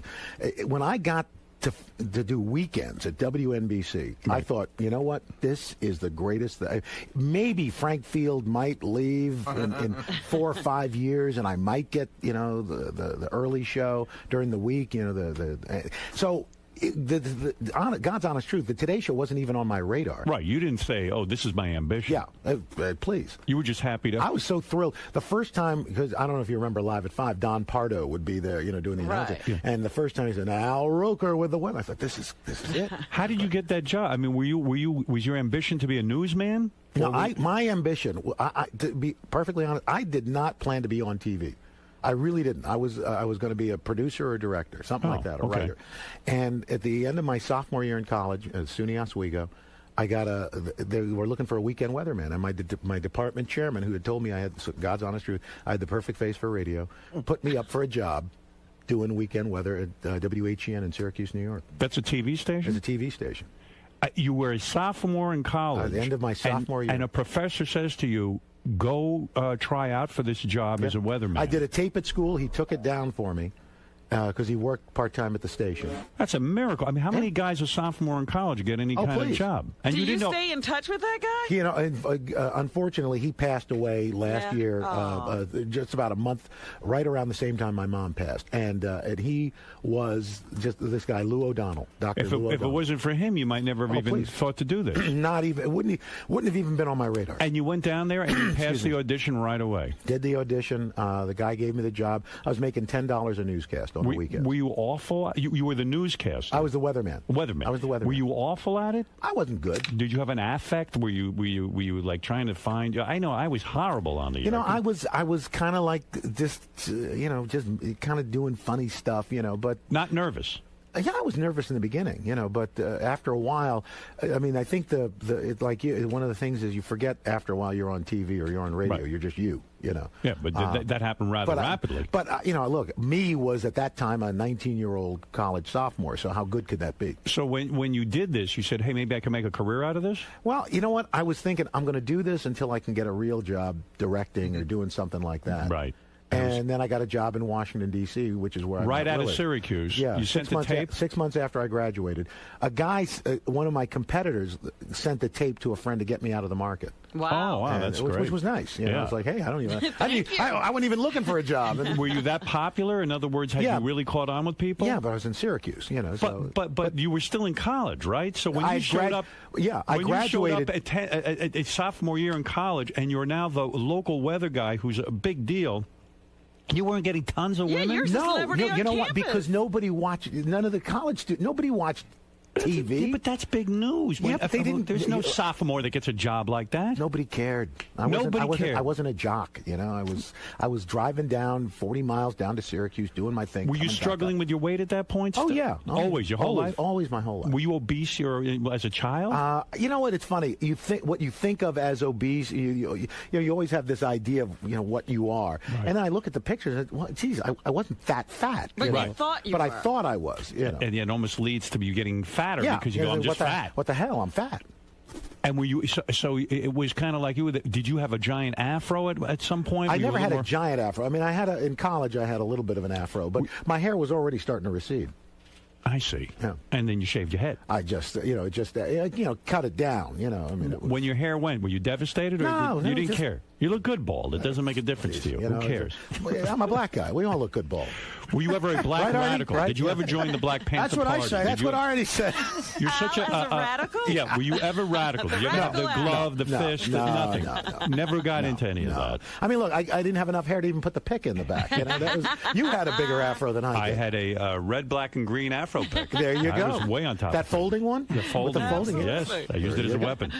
So because I'm sure there were a lot of pick fights in Long Island. Oh yes. Well, actually, where I grew up, there were people would use those as a. Oh, that's great. On Long Island, where I grew up, everybody had an afro pick. Fight. You never heard of a pick fight? Heard that. In school, my school, I went to Roosevelt, which is an all-black school. Yes. We had afro picks, and people would actually use them as They would weapons. gore each other with afro picks. There was nothing wrong with that. It was perfectly People acceptable. were coming into the emergency room with these little 8-pronged We got stab another wounds. pick stabbing coming in. It seems like a perfect life. I mean, do you have any demons? We were discussing. So when you were eating a lot, there has to be a demon behind that. There has to be something that really troubled you. Did you ever go into therapy to find out what that was? No, before you have the gastric bypass, you actually have to have some sort of counseling. Therapy? Right, Counseling, yeah. So to make sure you're not crazy. Right. And They must have lightened up on that. yeah, they really did. criteria. They just, she went out for a burger, while They want to make sure that your expectations aren't too high, or that you're just not going to undermine the surgery. No, and now they want to make sure you are crazy. Yeah, that's right. Because who else is going to? Only a crazy person going to have somebody actually come in and rearrange your insides. It is nutty, right? It's crazy, But you were in dire straits. Yeah, look, I've struggled with this my entire life, and at a certain point, it becomes this. You say, okay, I'm going to lose weight. I'm not losing weight. Oh, what the heck? I'm just going to eat. Right. Then you hate yourself because you're gaining weight. So, well, how are you going to feel better? Well, let me have another burger. You gained 30 pounds from your Since original the gastric bypass, which was 7 years ago. Did that scare the hell out of you? No, actually, because look, I've got this range where I am now. I'm never going to be, back where I was. It's physically not possible. Why do you say that? You know what? Because I have when I eat way too much. Right. I feel horrible. I mean, I get nauseous. I will not go into the details. But you do that every once in a while. No, but so far and few in between times now that it's not. You mean you get nauseous because of the gastric bypass? Because it doesn't allow you to really to go hog wild anymore. Right, you just can't. So when you gain back to 30 pounds, you start to have nightmares. Oh my God, I'm going to return. No, because it's not like it all. I woke up one morning and it was like, oh, hey, where'd that come from? Right. It was kind of gradual. And I know it, but I go. But do you have a find range. yourself looking at people who've had gastric bypass and have been unsuccessful? For example, Carney Wilson, who had it, is back to being huge again. But she didn't have babies, okay? Okay. Randy Jackson, American Idol. I watched that show. He is getting heavy again. I mean, he's getting really heavy again. I haven't seen that. I think he is. Am I wrong, Robin? I don't watch the show, but I have noticed him from time to time, and I think he has put on some weight. But which is actually common. natural. It's Okay. common. It's not I unusual. think he's gaining a lot of weight. That's the scary part of What's this. the statistic, maybe. Al? You know what? I don't know. It should be pretty high of recidivism. Well, look, it's less than if you don't have it done, but it's still there's a recidivism. So I get the feeling you never had the wild sexual years. Part of becoming famous and being successful like you are, you never had the orgy scene. You never had two girls at one time. No. Do you feel like you missed out on something? No, because I don't multitask well. Are you not that sexual? I can't. No, I have no drive. You told me you never watch porn. Was that because you want to keep your image squeaky clean? No, I just I always am worried that somebody's going to, oh, look, here's his rental records. Here he's watching porn. What would be so wrong with you? Nothing with wrong. Al Roker admitting nothing wrong porn? with it. I would rather see a good comedy than bad porn. Yeah. So you don't get worked out. You don't want to see anybody naked. I would rather see Kevin James and Paul and Paul Blart. Did you see that movie? I did. It's Was very it funny? I haven't seen it. Funny. And look, your kids are older now. I mean, I got my middle girl is 10 and my baby boy is 6. So I'm in the middle of that. By the way, if you've got small kids, do not take them to see Coraline. That is a dark movie. Oh, it's scary. Woo! A lot of these cartoons are scary. Were the kids scared when they saw that? My older one wasn't, but my younger boy was. It's scary. Yeah, it's a frightening movie. Wow.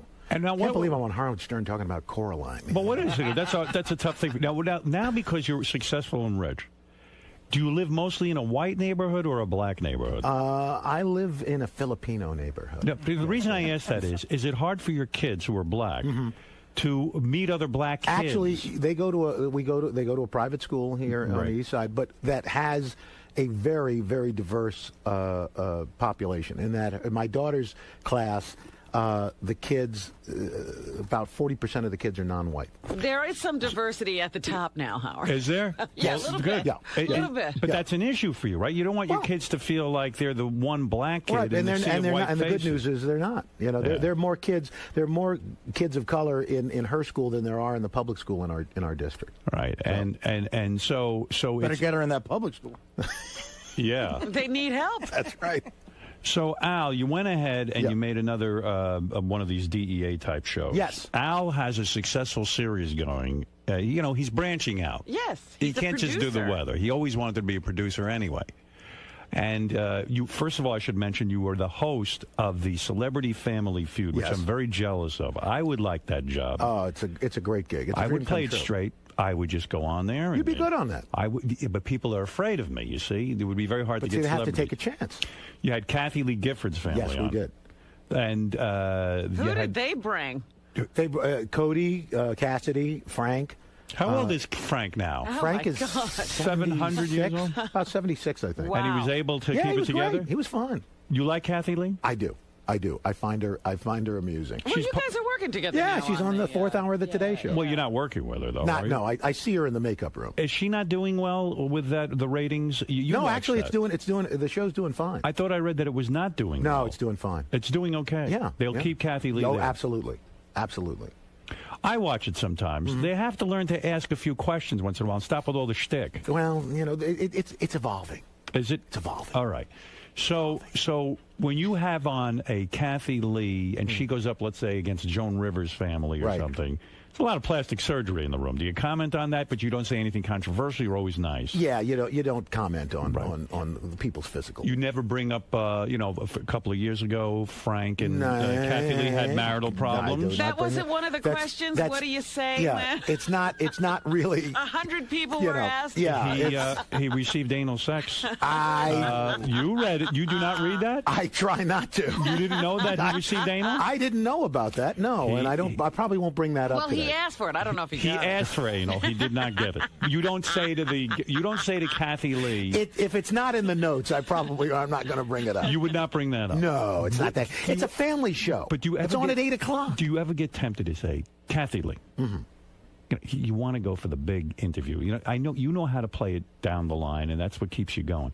But the fact of the matter, don't you just say, Kathy, how'd you feel when Frank wanted the anal? I mean, do you ever try to slip one of them? Did you finally No give pun in intended. and give him All right. anal? Do you see why my career gets sabotaged? Because I can't resist those He would questions. be asking that on Family Feud. Yeah, I would. and they're thinking, okay, we're not going to use this episode. not so much. Can we see anal? Number one answer. No. But that's a great gig. Yeah. Is that Show a- me the Lincoln Tunnel. Okay, no. Is that very good? Is that a high-paying job to host the No, Family it's Feud? not. It is not. It's not. Why do you keep getting these low pay? Why don't can't know. you get a high-paying job? I've got 100 low-paying jobs. I just need one good high-paying job. High-paying jobs, like Regis does Millionaire and gets millions of dollars. Why would Family Feud? Because Millionaire at the time was, just a huge network show. I mean, it saved ABC. It put it on the map. Do you think that other people who work on the Today Show, like Matt Lauer, who's a news guy supposedly, Right.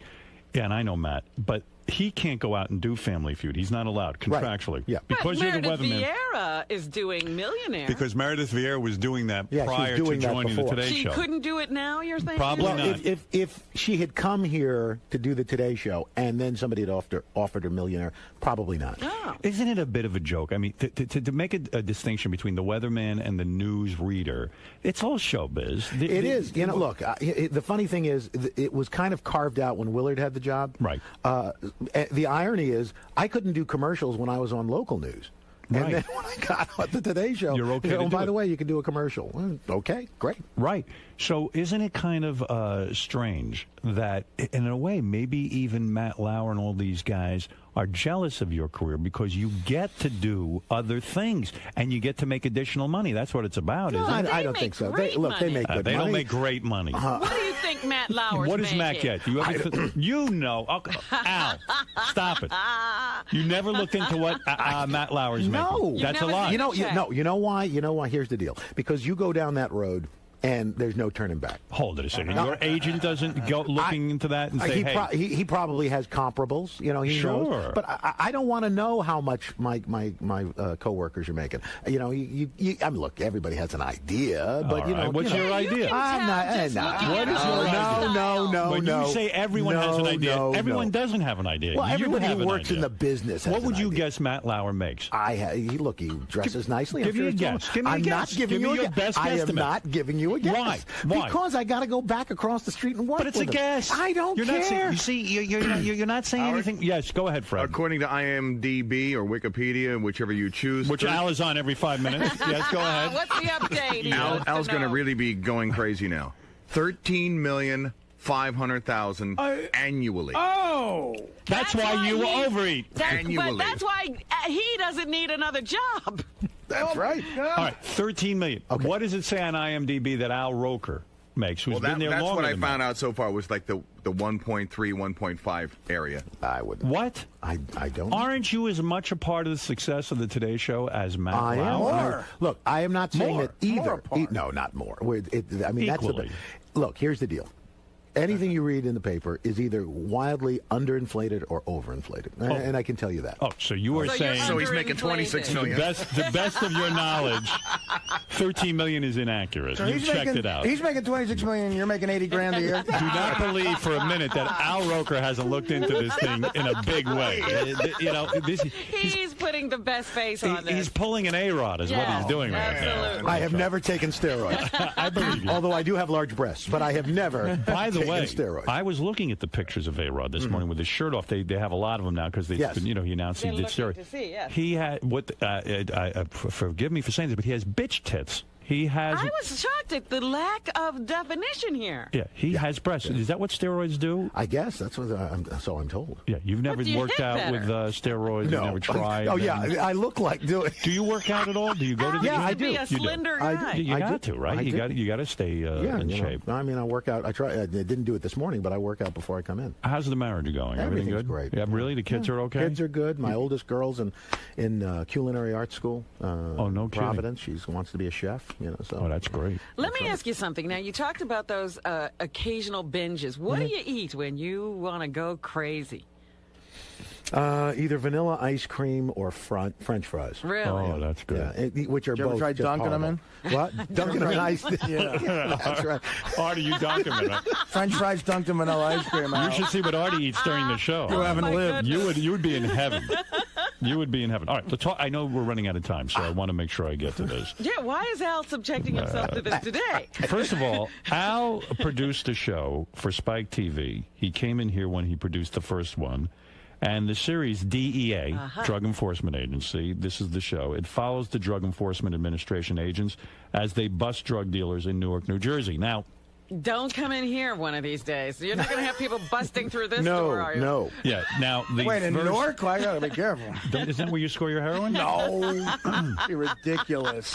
He does. He goes to Englewood. Absolutely. No, where Newark, do you go? Delaware. Oh, yeah, I know you go to Delaware. I don't go anywhere, Howard. Let's move on. Anybody on the Today Show a heroin addict? No. No. You haven't lived. You haven't lived until you've worked with one. I see Matt scratching every once in a while. No, but here's the thing. The first one you did, you said that Newark was the... How did you put it? The most dangerous city in America. I the told you, fourth North most Blacks. I'll put them up against Roosevelt Black. No, I don't think so. One of the most dangerous cities in America. You called it that. Right. And when you called it that, you got into some trouble. Newark didn't like that. It was a promo. You know, Okay. So you had nothing to do.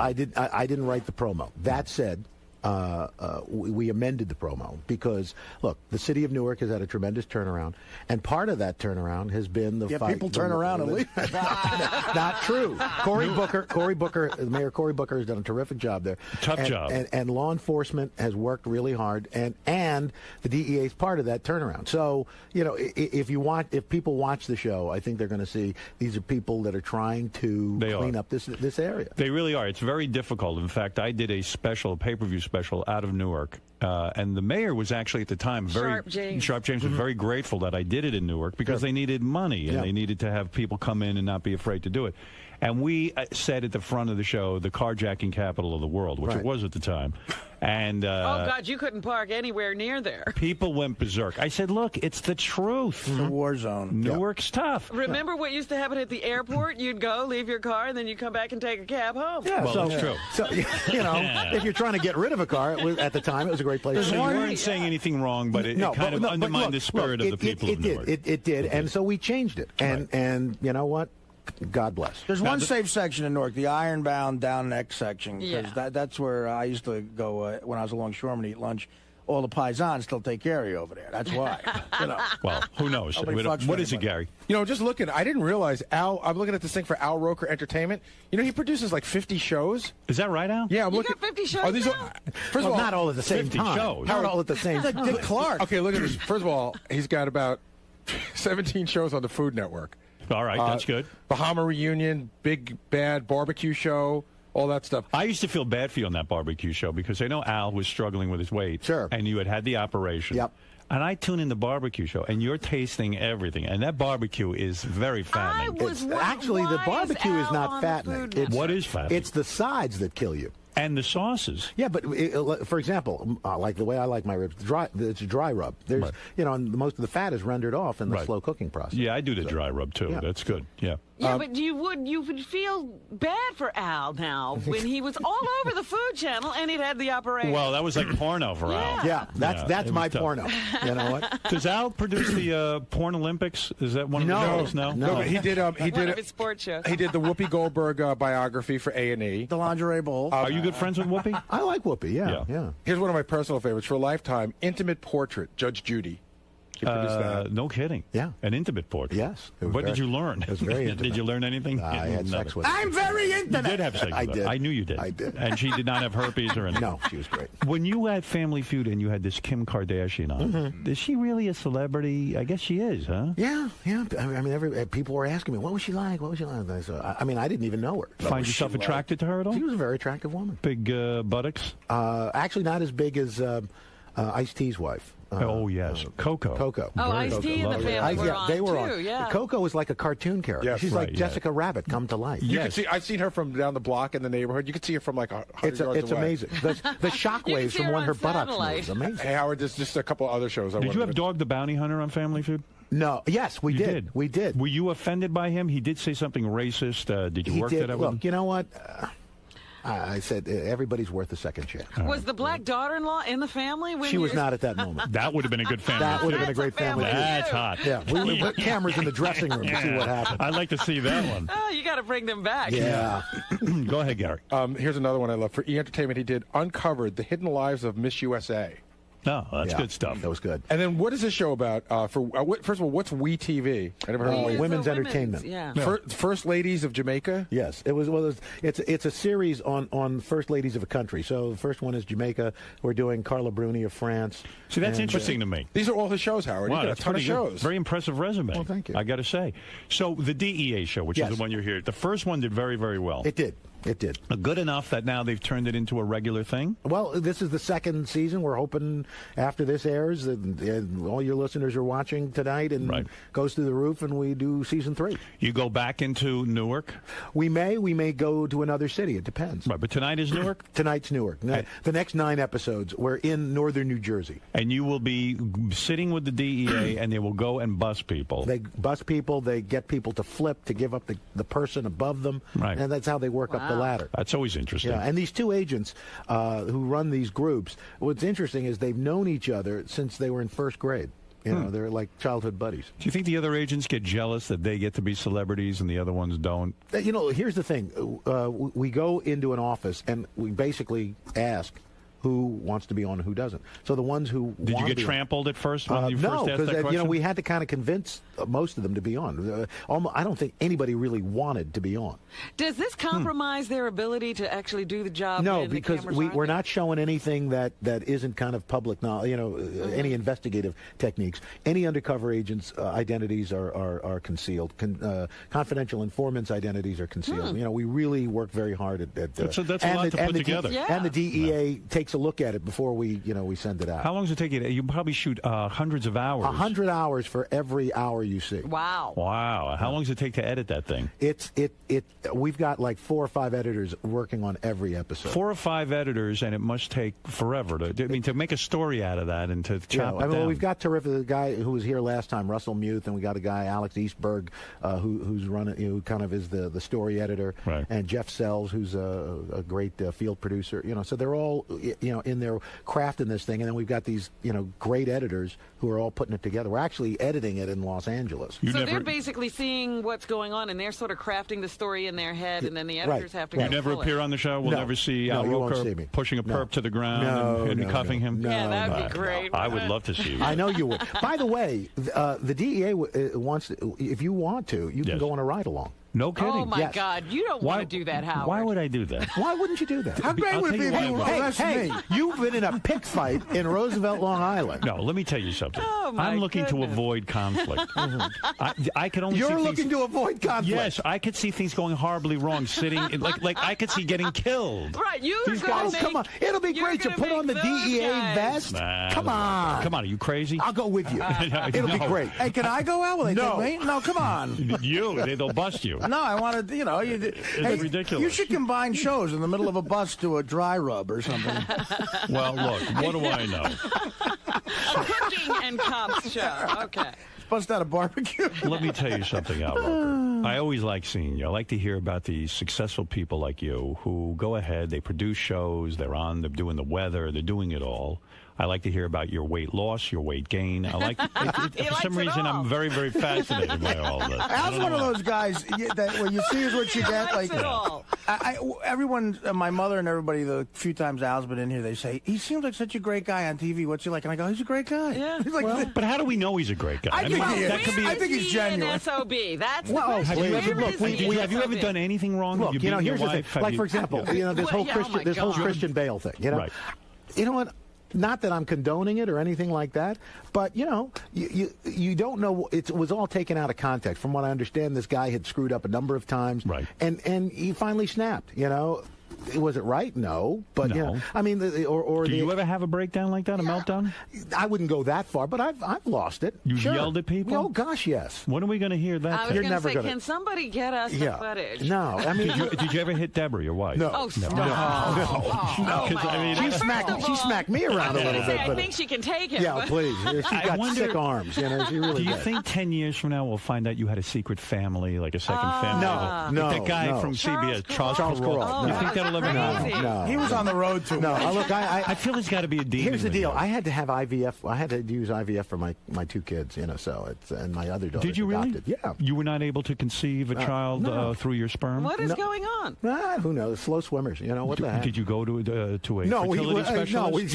no, we just talked to them and convinced them to get going a little better. You got them a swimming coach. You've just revealed something here. Yeah.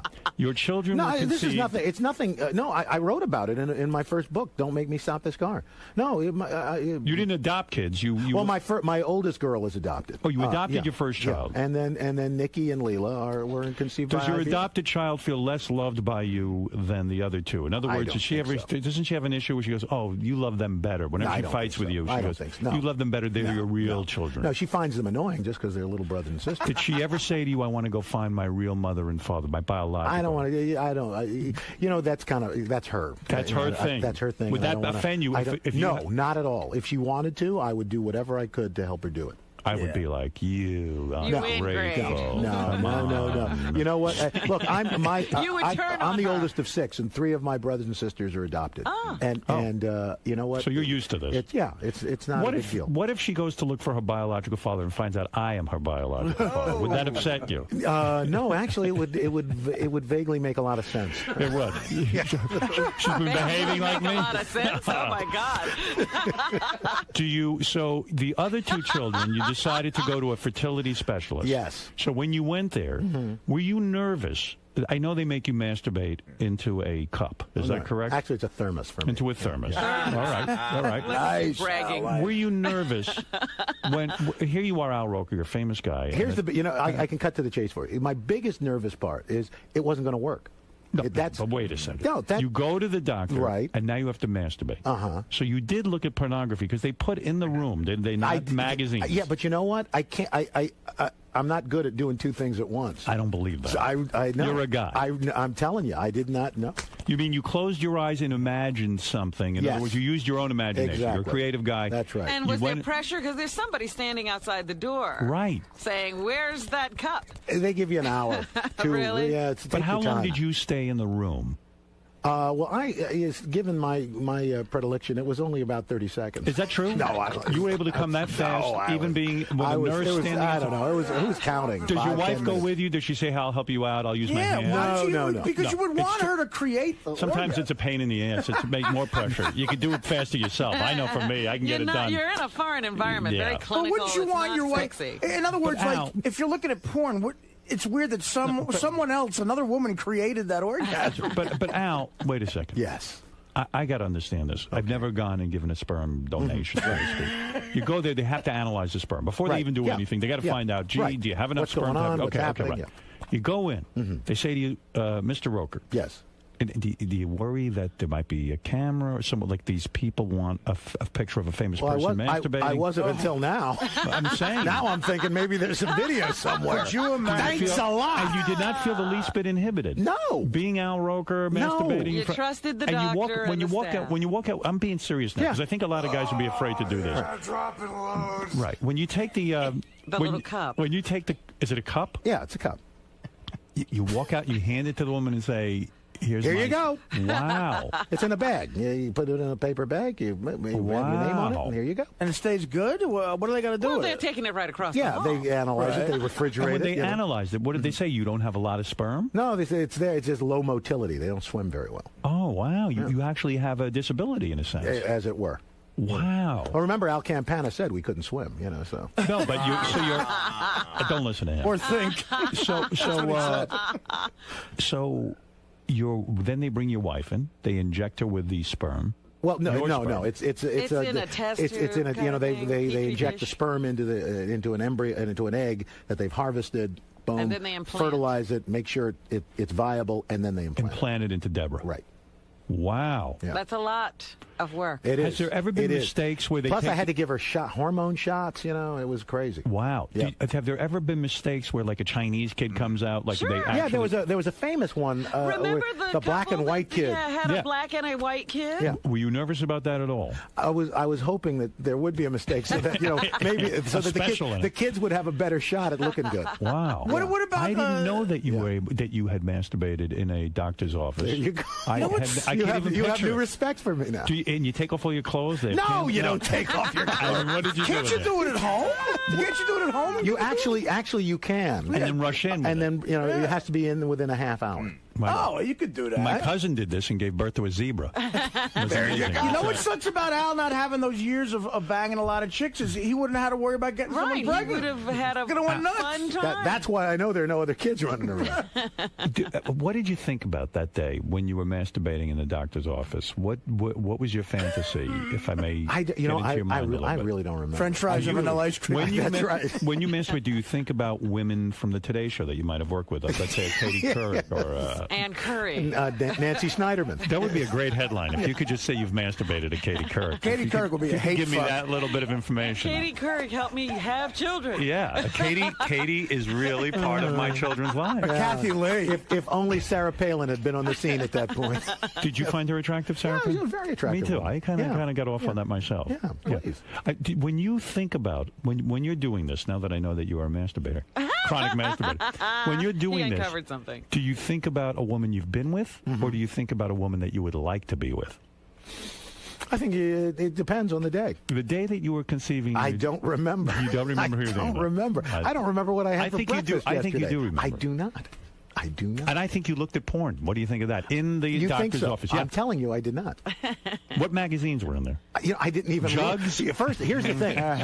Here's the thing. Right. I thought, do I really want to pick this magazine up in this room? Ooh, good point. Where you people think about that. have been You're right. No, and in fact, to Artie's point, with Leela, it was in the room. With Nikki, I was at home. Right. Oh, okay. that's good. That's good. All right. So use your own porn. Listen, you got to watch Al Roker. The man has come clean. He admits masturbating. Listen to what he admitted to today. He masturbates. Mm-hmm. He thinks about dirty, filthy scenarios with various people, been with and not been with. That I worked with. That you work with. And he doesn't have Michael Phelps in his balls. Right. Matt Lauer, he good thinks swimmers, about. Yeah. No, you would never be gay, would you? At all? Hey, it depends. It depends, really. You're You open would to never it. be gay. Are you open to being gay? It depends on the person. Right. You've had homosexual. I have not, but He's just a Are you nice attracted guy. to Matt? I never say never. Are you attracted to Matt Lauer? He is a sweet piece of man candy. All right. He Well, is. there you go. That's very honest of you. A lot of guys are uptight about that. Did you cover President Obama's? I did. You did. Did you get to meet Did with you go to him? Washington? I went to Washington. We were down. In fact, I got the first comment from the president. What did you? Walking What did down he the say? parade? He said, "I said, how you feeling, Mr. President?" He said, "It's warm." Is that what Gave he me said? a thumbs up. There you go. Yeah. I mean, it was a great moment, right? It was spectacular. Yeah. I think a lot of people are very hopeful now, and I tell you, it's exciting. It is. It is. Al Roker's DEA on Spike TV. Yes, this sir. is going to be a big show for Al. In other words, this is the sophomore test, they call it. Yes. Yeah, the first one was successful, but will people Can come you back and watch the repeat? second Boom. one? Can There's you a repeat? lot of That's pressure it. on them for this. Al Roker, Come on DEA. a ride along. Come on. Can he do it at noon? Yeah. Yes. Yeah. Yeah, I can't go at night. I got to go to bed. You know what time you go to bed? What time do you got to be at the Today Show? Let me find out your schedule. I get to the Today Show at about 5:45. 5:45. Yeah. I go to bed about 9:30, 10 o'clock.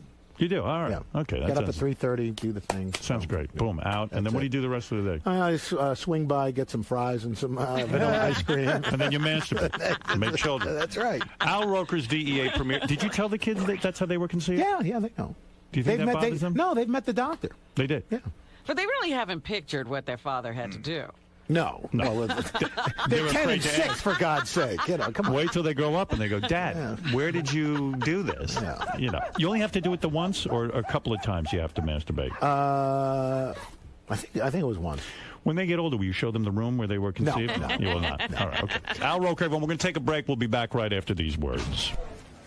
Al. Yes. So you come on for DEA and you end up talking about jerking off into a thermos. Well, I wouldn't quite put it that way, but this way. Oh, what's that, Al? I wouldn't quite put it that way, but a little inelegantly, less elegantly put. But yes, I guess that would be the crux of the matter. So how'd it go in there? Good. Yeah, look, I love talking to Howard. You always have a good time coming on. Always right? good. Beats a poke in the eye with a sharp stick. Morning before the show, and I go, hey, I haven't showered in 2 weeks. I was just kidding around. Mm-hmm. He goes, no, I showered last night. So I came into Carrie. I go, what's with Richard showering last night? Is he getting ready for the party? He goes, no, Richard, we think got engaged. What? Yeah. I'll So tell you he how took a shower? he took a He shower. better keep that broad. He ain't going to find another one like her. I think he took a shower to propose. Get in here, Richard. Yeah, my girlfriend knew something was up. It ruined the surprise. Yeah, you smelled good. You smell good. Did you propose? Is that what's going on? Yeah. Yeah. Are you kidding me? You're going to ruin that girl's life? And we knew it because it was on Facebook. Oh, she went. That was the first thing she did was post it on Facebook. Oh, yeah. my God. We knew something was up because you were Steven Singering around here. Oh, was he? See, Yeah, he was I like missed all of that. You got your ring from Steven Singer. Yeah, yeah. I got to thank Gary for helping me out with that, and Leanne and Tom and Steven Singer. Everybody there was awesome. Yeah, they have a great crew over Yeah. Oh, Yeah. they rule. Yeah, so he got the ring over there. And what did you do? How did you propose? Just taking a bath? I touched it. I rubbed my balls. I bathed. Why did you seduce her by taking a bath? Like, why did you really just bathe because you thought, well, if I'm going to propose, I don't want to smell? Well, of course, yeah. I mean, I might have bathed anyway, but who knows? it had been a few days. And I put on my best Iron Maiden T-shirt for the occasion. No, I wore a button-up shirt. Where and we were you? Was this just in the apartment? No, we went to our favorite restaurant in Long Island City. This McDonald's. Place called, Oh, it's a place you can go and drink forever for almost nothing. Oh, we had a few drinks, but it was a How'd you place gout? called She. It was awesome. Oh, it's great. It's great, yeah. Actually, some podiatrist association heard me talking about it, and supposedly they want me to do a public service announcement about gout for the holidays. Oh my Like to warn Is people. it a big deal on the holidays? A lot of people come down with gout? Yeah, he's working that whole gout angle. He's the face of gout. Who knew gout would be his... Gout. This is Richard Christie from the Howard Stern Show. I have gout. I'm the voice of gout. So where'd you go? What's your favorite restaurant? It's called She in Long Island City. It's an Asian place. You would love it. You live in actually. Manhattan and you go to Long Island City for a restaurant. No, we live in Long Island City. Oh, you do? Yeah. I didn't know. I didn't that. We've know. lived there for like a year and a half. I know. Yeah, I know so little about you. Yeah. And by the way, I just got a new cable provider, and there's like 15 public access channels on it, so I'm really psyched. I get a whole Queens. new crop. Yeah, we get Queens, Brooklyn, and Manhattan public access. You're going to be calling in? Yeah, I can't wait. I've got coverage. This is Ethel. This is Ethel Mert. I mean, enormous tits. We did a call. I don't know if you saw it. It wasn't really good enough audio for the air, but we called a Santa Claus that was on public access. Where is that? I sent you a video. It's more of a funny visual. Oh, I didn't have time this morning to open that. I ran out of time. It's on Lotus Notes. It's pretty funny. Who called you, and Sal? Yeah. And it's funny that there was Santa Claus, there was an old lady knitting that was supposed to be Mrs. Claus, and a kind of chubby guy that was supposed to be an elf in green, and the elf recognized my voice. Oh no! And so I said I was Ethel, and I want to say what my grandson Rusty wants for Christmas, and the elf goes, "Nice try, Richard."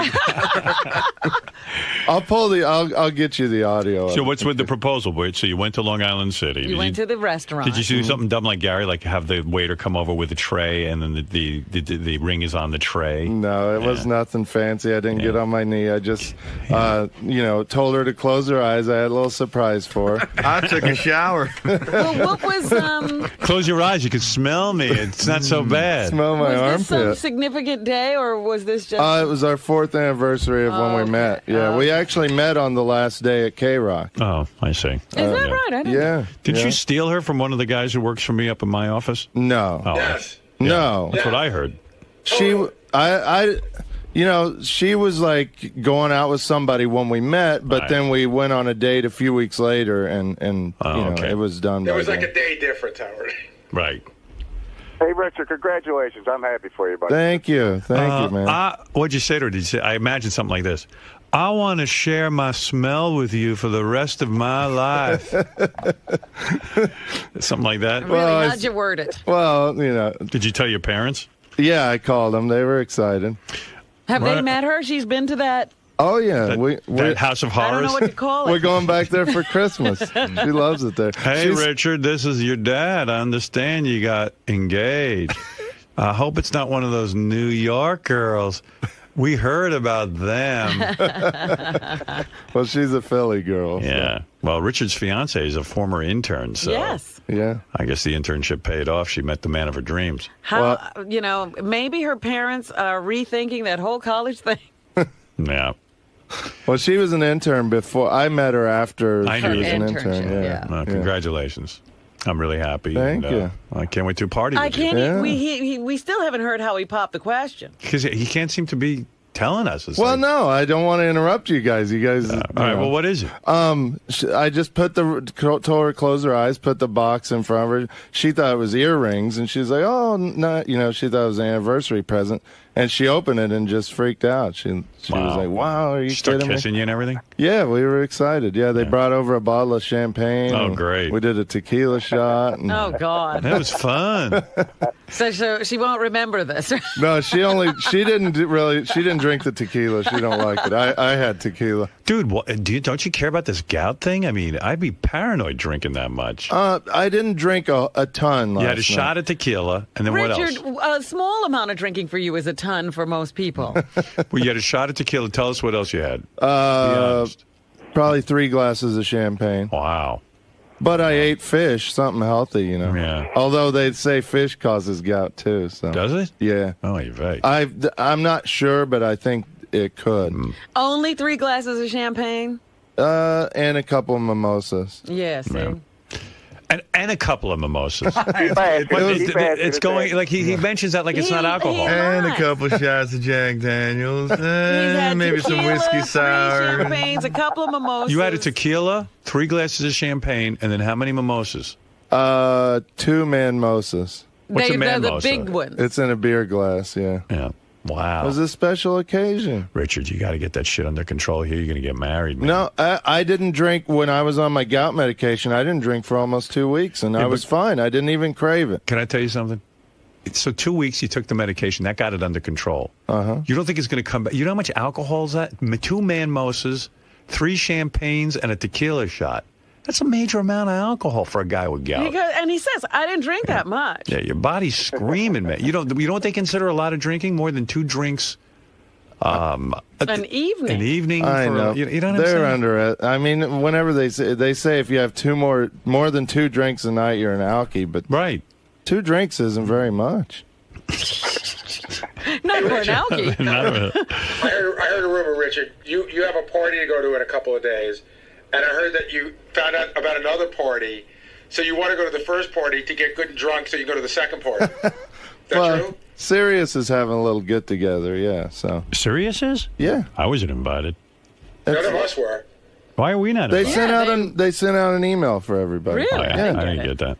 Yeah, it's like a nice employee thing they're doing. They always throw really nice things in the lobby here. Yeah. Oh, is that when it's going to be in the lobby? Uh-huh. Oh, I see. Yeah, I'm sure you're invited.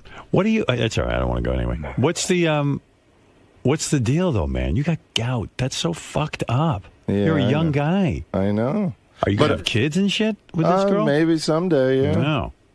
Don't. Once you start getting that gout, you keep getting it, man. It's hard to. Yeah. Once you go back off that diet, you're going to get it again. I know, and I'm going to hear it from my foot doctor now too. Yeah, that's a lot of booze, bro. Yeah. You got to learn to cut down or just quit. Yeah. You're 30-something with a foot doctor. Yeah, I mean, you have a doctor devoted to your foot, and it's so gross. ridiculous. The foot blows up, and then he's walking around like Frankenstein. What is it, Doug? He's going to re-gout if that's what happens. We had a holiday party yesterday for Howard TV, and Richard showed up, and he had at least 7 drinks or 8 drinks. He had 3 beers. God. He had these real obscure wine, like warm Blue vine. Yeah, wine with like cinnamon, and then he had shots.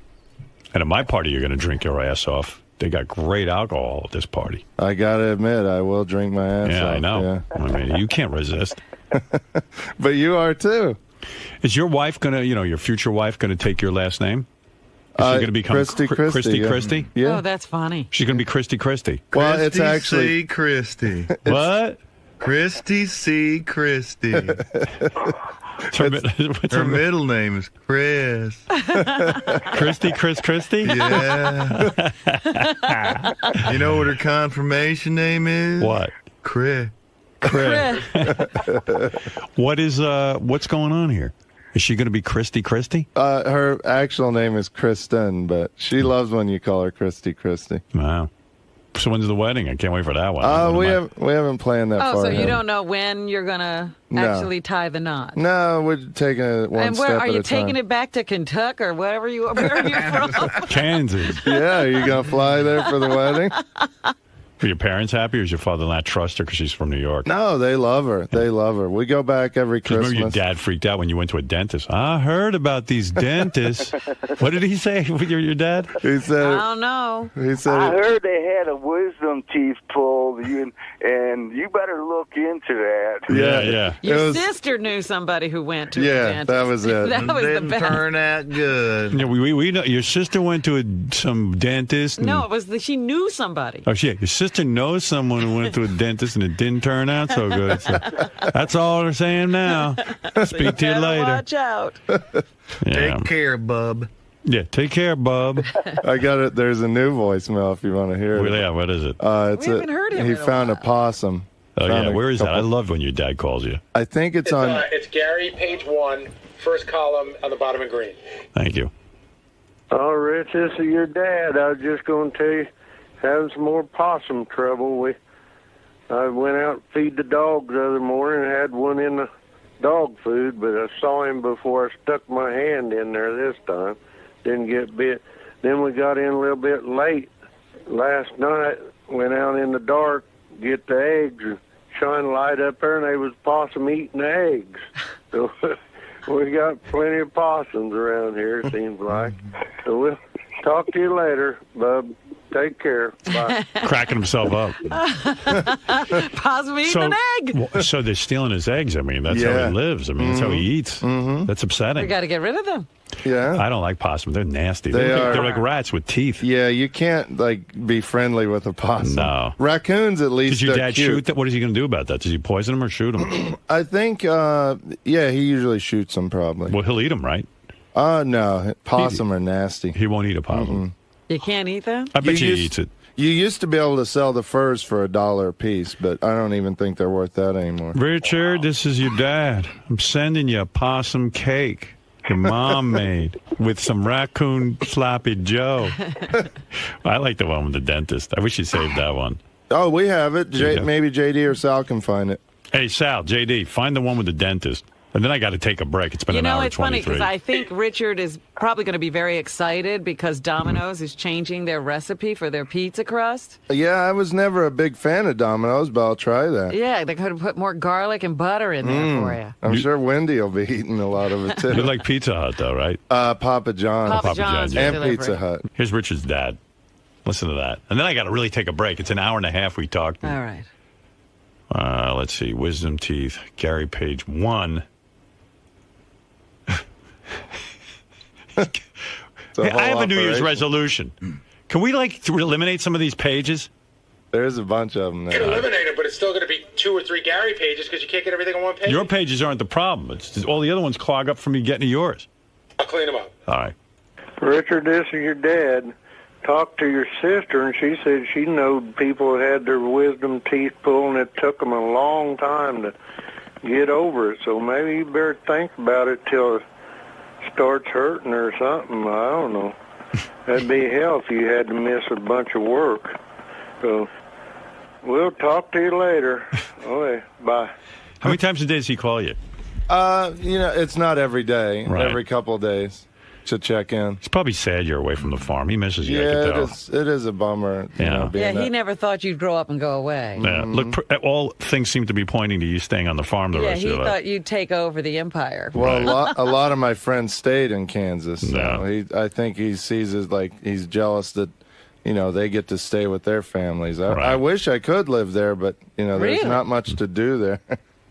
Well, no, I mean, I don't wish to stay there. I wanted to leave when I Right. turned 18, but I wish my family was closer. I wish they could live here. I heard his dad dresses up one of those possums as Richard and pretends it's Richard. Hey, Richard. Hey. Richard, don't bite my finger. Richard, you're in the dog food again. The possum smells better. Richard, stop eating the chicken's eggs. I gotta shoot you. Sorry, Richard. It's going to be an execution at dawn. All right. Well, congratulations on this engagement. Yeah. Thank you. Boy, who would have thought? Well, she's excited to show everybody the ring at the party. Yeah, so we'll get to see the rock you bought her. Yeah. And do me a favor at the party. I won't get crazy drunk. No. I promise. You do whatever you want. But at the party, when you come up with your significant other, slip in your girlfriend or wife's name to me. because really, Kristen. Honestly, I don't remember anyone's name. Everyone assumes I do. Sometimes I'm not even sure what your girlfriend looks like. I haven't met her that many times. We should have name tags. Do you mind? Listen, just so I walk up. Hey, Richard, what's up? You know Christy. You remember Christy. And I'll go, Richard, you fucking asshole. Of course I know Christy. Could you do that for me? I will. Yeah. Howard, this is Christy. I know Alice and Fred's wife. Other than that, I know Mary Delabate. Yes, you know Mary very well. Sal's wife. Like I can't offhand think of Sal's wife's name. I think it's Christine. Yeah. So, my goodness, you've got a Kristen and he's got a Christine. Yeah. Very much together, aren't you? Yeah. And Sal and I already made a rule at the party we have to sit next to each other. Is that right? That's okay. Why is Sal? Well, it's festival seating. I mean, you can sit wherever you want.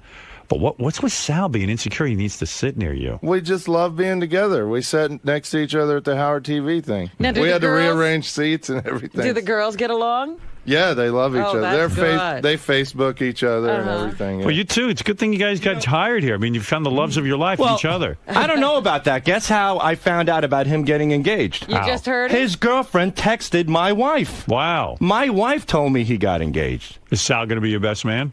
I wouldn't expect that. Yeah. What? Who would be your best man more than Sal? I haven't really thought about that, but Sal would definitely be I mean, you up practically there, sucked this guy's dick. I mean, what's your problem? Yeah, we've gotten very close. Every day he's my best man. You didn't tell your best friend But that Sal, you were getting engaged? Well, she put it on Facebook like right away, Right. and before I had time to tell But anybody. Sal, when you're like, you assume I know your wife Christine's name. Like they just reminded me. I don't know. Like if people would just walk like. I don't know. Like I don't like if you tested me on who's going to be there and what their wives' names are, I'm not even sure who's married. Dude, I don't even know my wife. I've been calling her so many different things. I forgot what her original name was. But like, okay, for example, John Hine. I walk up to him. I don't know John Hine's wife's name. Bill.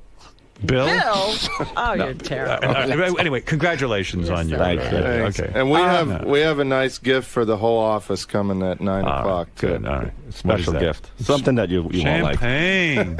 It's not ham this year. Yeah. Oh my God! Was it last year that you brought that rotting ham in here? Yeah, do you know?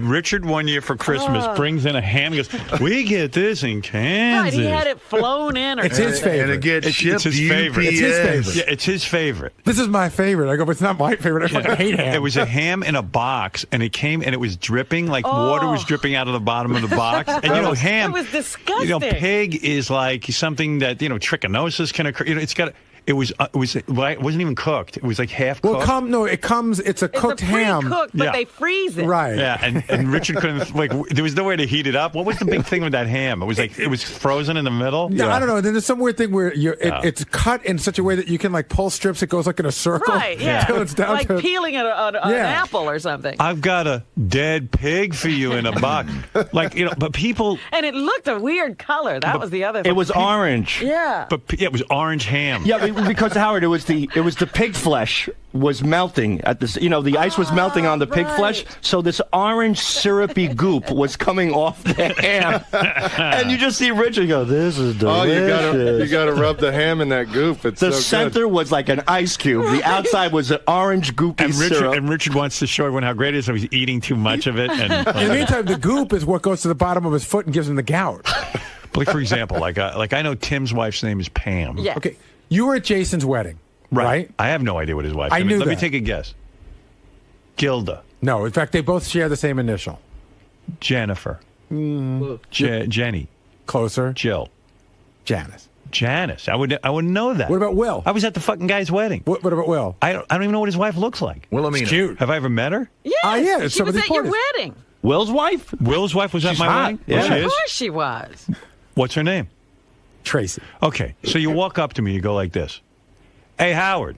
You know my wife, You Tracy. remember Tracy? Yeah, and I go, of course I know Tracy. You should do what they do at the White House. We'll have a guy there announcing. What about, and now, Will and Tracy Murray. Here's a guy. But guy, I always do that. I always go, this is my wife, Beth. Like, and I know most people know Beth because I'm on the radio and stuff like that, and people tend to know. But I always do that. People are such assholes. It's almost like they're defying you. Testing you. I mean, there are guys you know me? There are guys. I just learned Evan the engineer's name a year ago. I mean, and I love Evan. The guy bails me out every day. It's just I don't even know some of the people who are going to be there's names. I know that, but okay, there's a guy that stands at this podium every day, John Hine. Right, I don't know his wife's name. Why would we know John's wife's name? I've never even met John's wife. Starts with a D. She was at the wedding.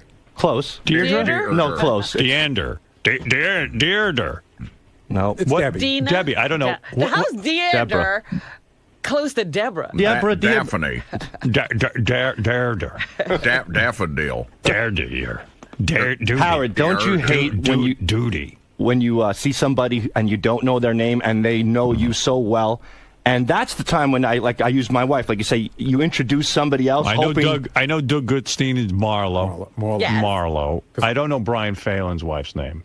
I got this one. I got because I know Scott DePace has a Pam. Well, you know Scott, the engineer's wife. Robin. Yes. Right. And sometimes I can space out and forget. Like Jeff Schick's wife's name is Robin. Yeah. But I can forget someone's name. I will tell you that I was in a weird situation. What Sal's talking about a year and a half ago. It was a big executive. I was somewhere, ran into his wife, and I didn't remember who they were, and they called me out on it big time. Yeah. And it's like, you meet a lot of people. Who says and remembers wives? And sometimes when you meet somebody at a certain place, and then we were completely out of context. Back into this, and we never see them again. I once called Mel Karmazin Les Moonves on that was the great. elevator. In the elevator, You did? I'm such an ass. I go, Mr. Moonves, good to see you. That's pretty stupid. Yeah, that was just that's a guy who you really want to suck up to. Right. You need to study his face and remember who he is. Yeah. I've studied it after that. Nick, you're on the air. Thanks, Howard. Hey, Richard, is your wife knocked up? Is she pregnant? No. No, it's not a shotgun wedding. No, You'd expect that. On this, your wife must be pregnant. Yeah, Frank. Yeah, why are you even letting Richard go to this party? I mean, it's bad for his health. Didn't you guys learn anything from Marty? Listen, Richard's a big boy. He's going to drink regardless of whether he's at my party. Yeah, my if he party. didn't come to our party, he'd be somewhere else drinking. Yeah, it's not like it's your party. Yeah, well, our party. This is for all of us. At least you can keep an eye on me at your party. Right. Yeah, but you guys wouldn't be doing it to him. I mean, look at this guy. DC, this is a serious thing out.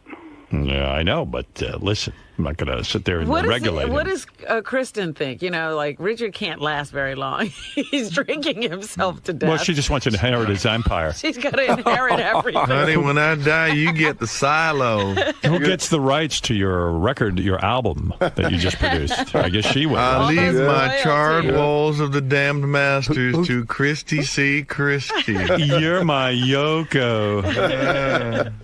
Well, you're worried about Benjy bringing somebody because what she's like, but I mean, this lunatic's marrying Richard. But Kristen is really a great girl. I've hung out with her before. She's a nice girl. She's engaged to Richard, for crying out loud. Yeah, but she's marrying Richard. I'm going to try to save her, actually. In other words, she's no different than who Benji's bringing, you're saying. All right. Well, there you go. I can't wait till she marries him, and when Halloween comes and he wants to go to a haunted house, she says, "Go fuck yourself." I'll show you the real Kristen. I can't wait. All right. He's right. Yeah. Wait till that. You don't think she's enjoyed that? Wait till he comes home and he wants to watch Creep Show 2 on DVD, and she throws her right out the fucking window because she has to watch Oprah. Honey, did you see my Freddy disguise? What do you mean you threw it out? No more haunted house trips? What do you mean it's time for me to grow up? no Santa's elves tucking you in? Listen, this is crazy. We've gone an hour, 37 minutes without a commercial. I can't do that. We have to take a break. Boys, Richard, congratulations. Thank you. It is our big holiday show going on right now. Everyone's stopping by. And Richard's engaged. Richard's engaged. Wonder who's going to walk through the door next. Hey, look, it's Boba Booey. Congratulations. Thanks, Howard. This is the man. Congratulations, man. Thanks. Sal. He's jealous. Sal, I want the spotlight on you. It's your engagement. It's all you. No, he's jealous that I got engaged. Well, that, yeah. Are you really? No, I'm not. As long as he's still around. As long as I stay faithful to him, too. Hopefully there's enough love for both of us. Now, are you really upset that you didn't hear from Richard himself? Hey, and you know what? No. It's more of a woman's thing, I think, to let everybody know. When you know somebody so well, I kind of get why Richard kept quiet about it, because he was that serious and he didn't want to make any mistakes. You know what I mean? Oh yeah, well I didn't tell anybody before because I Right. just didn't want with Facebook and things people can accidentally slip up and say something. But afterwards, she went right on Facebook. She that was so time. excited, but her and Christine have been texting lately. So she texted Christine right away, and I was already laying in bed, and Christine told me, and then I texted Richard last night and congratulated him. That was very sweet. Yeah, I'm very, very happy for him. Kristen is an awesome girl. And you know what? Like you said, now with him with Kristen, those two could go off and start yapping away, and me and him could drink and relax and not deal with their bullshit. And get gout. Not that you would have any bullshit with a wife. Sal, since you've been married for so long, do you have any advice for Richard? Just agree with everything they say. Agree your balls off. Because the moment you don't agree and they start yelling at you and nipping and bickering and you want to kick them in the face and you'll probably go to jail and get locked up for it, you realize why you should have just agreed. Always agree with the wife. Always, always, always. 2 words in life that'll get you by in your marriage. I agree. Words from an expert. An ex-marriage expert. Go to Tokyo Delights in Jersey from time to time. See Miss Kim. Guys, another big topic today was about the party tonight. How do you think that's going to go down? Is anything crazy going to happen? Oh yeah, we're going between you nuts guys? tonight. We're going to have a lot of fun. We're going to be doing a lot of drinking. We're going to go Tim crazy. Sabian's gonna go wild tonight. We're gonna fondle Tim's Tim balls. Sabian's gonna let loose. He's gonna let his camel toe belt out. hang out. Let it all hang out. Hey, congratulations. Thanks, Benjy. Way to go. Thank you. Good shirt. You too. Congrats, You buddy. get to bring your date. Thanks, buddy. So when are you going to have the kids and stuff? Right away? We'll see. We'll play it by ear. When are you getting married? You know? No, we don't Even know. close. That's cool. Now, hey. How did she cry? No. She said she thought she would. She doesn't love them. They all cry when they love Her eyes got a little watery. Completely changed My wife, people. Scott, you got any It was so advice for funny. him about marriage? I mean, just try to keep things the same. I mean, I don't know. What fucking advice? Give him the old, just be good to Are we going to get a video caddy for a wedding What does gift? Brian say? Her smile. Oh, yeah. That's Brian, what's your That's thing? the advice. Oh, yeah, Brian's the advice. What'd you say to Howard? Do you have any advice for Richard? Oh, yeah, Richard, for you?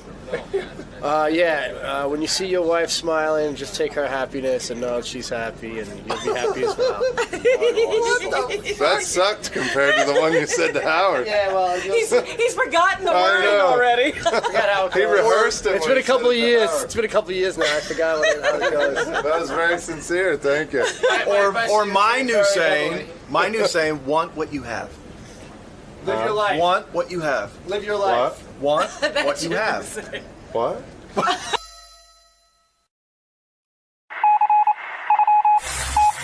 This is the best of the wrap-up show. A recap and behind-the-scenes look with John High and Gary Dell'Abate. The best of the wrap-up show begins now. Hey, it's Gary Dell'Abate. On Monday's wrap-up show, we were talking about how Howard seems to be very irritated with Kathy Lee Gifford again. We sort of went over the feud and talked about whether there's ever any chance that they could be friends. I don't think there is.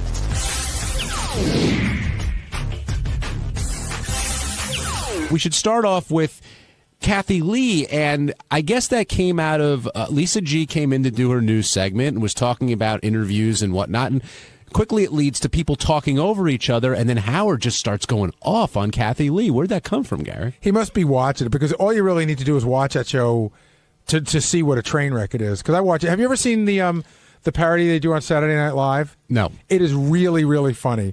I think it's Kristen Wiig. She's Kathy Lee, and she just pretends that she's been drinking. Because Kathy Lee acts on the show like she's been drinking. I don't think she has been. But, they're all over the place. You can never figure out what's going on. So Howard must have seen it. Is there anything Howard hates more than people talking over one another on a talk show? It drives him crazy. Yeah. Even on this show, I know it drives him nuts. Well, that clip of The View was, Howard was astonished that wasn't touched in any way. It's just everybody yelling at each other. So why Kathy Lee? Why is he so angry about her? Oh, she's she's an old fun standard. She's good to go back to. Who's sticking up for Kathy Lee? He hasn't been there in a while, though. I know. It surprised me that he circled on back that way. But, because she's back to, she left. The whole thing fell apart for her. she got a little like humble for a half a second, and now she's back doing the same shit. And I don't know, I guess just grabbed her the wrong way the day he saw her. Well, what he said later in the program was, if she could just be real. I made a comment about how he's mended fences with Rosie, could ever happen with Kathy Lee, and he said no, because she's never real on television, and until she crosses that bridge, he's not going anywhere near her. Yeah, I mean, it's such a bizarre. I mean, we've just hammered the shit out of her, and I've called her for years to try to get her on the show. The thing that I remember was that, you know, and Howard talked about this on the air, after his divorce, she sent him a note.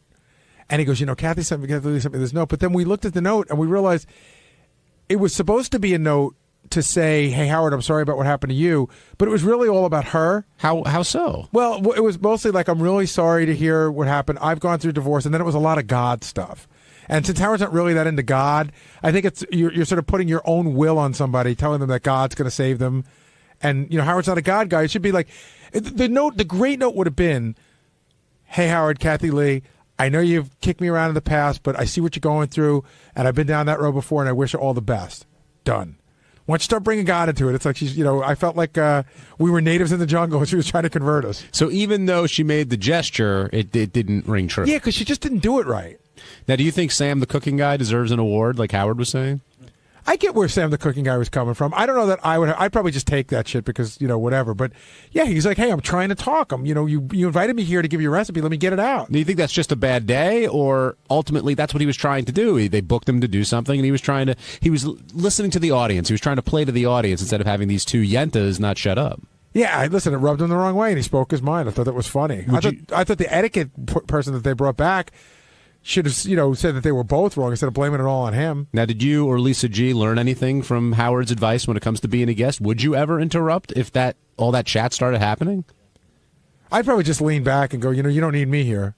You know, I'd probably address it in some way, but I don't know that I'd be like, shut up. Well, it's awkward because it's their game. You know, they've invited you and you're trying to be polite. Yeah, I don't think I'd get involved. Hey, Benjy, were you surprised that Howard went off on Kathy Lee so much today? Yeah, I was shocked by it. I mean, he hasn't done it in a while. Right. Yeah, no, yeah, he hasn't done it for a while. It's been about 2.5 years. Did we wake you up? Did it. It was back in 2006 in March.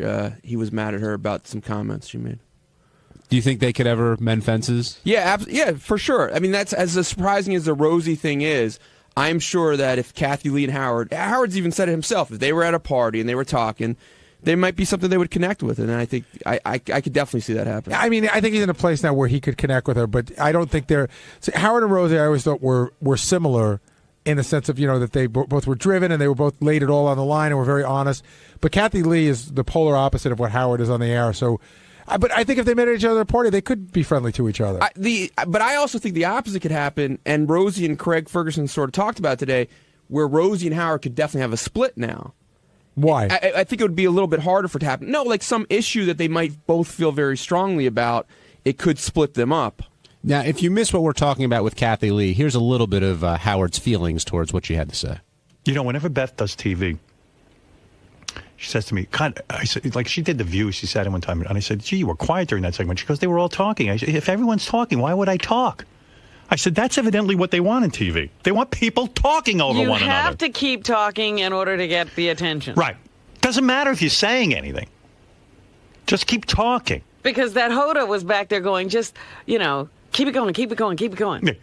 She couldn't stop saying it. Yeah, like Tourette's. They blurt out everything. Keep it going. Listen to the first 10 seconds of that clip. The guy couldn't take it. He broke. And then Kathy Lee, they have their jobs because they don't talk to us like that. Well, you're being rude, Kathy Lee. Can't anyone stand up to Kathy Lee? She's the devil. Now you're getting like Dennis James. She's the devil. Want to make monkey love to Harold Stern. Please. Are you kidding me? Jamie in Massachusetts, you're on the wrap-up show. Hey, I believe... good morning, guys, anyway.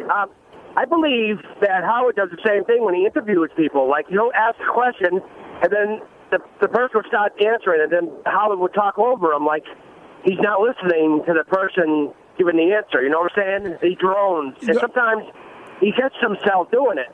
See, I agree with you that Howard will sometimes talk over a person, but it's not like he's not listening and he's droning. If the person's going to start going off in a weird way and dancing around a question, he'll just ask another question to take him somewhere. He has no patience for people who aren't going to respond. So sometimes he does talk over because they're just not, doing the interview the way he wants it. He definitely controls an interview, no doubt.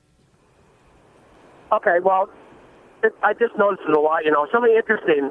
I'm like, Howard, let the person answer. You're driving me crazy. Come on. But okay. All right, Jamie, thanks for calling in. Let's go to George. George, you're on the wrap-up show. Did you say George? Yes, George. How are you? How you been? Happy New Year. Hello, fine, thanks.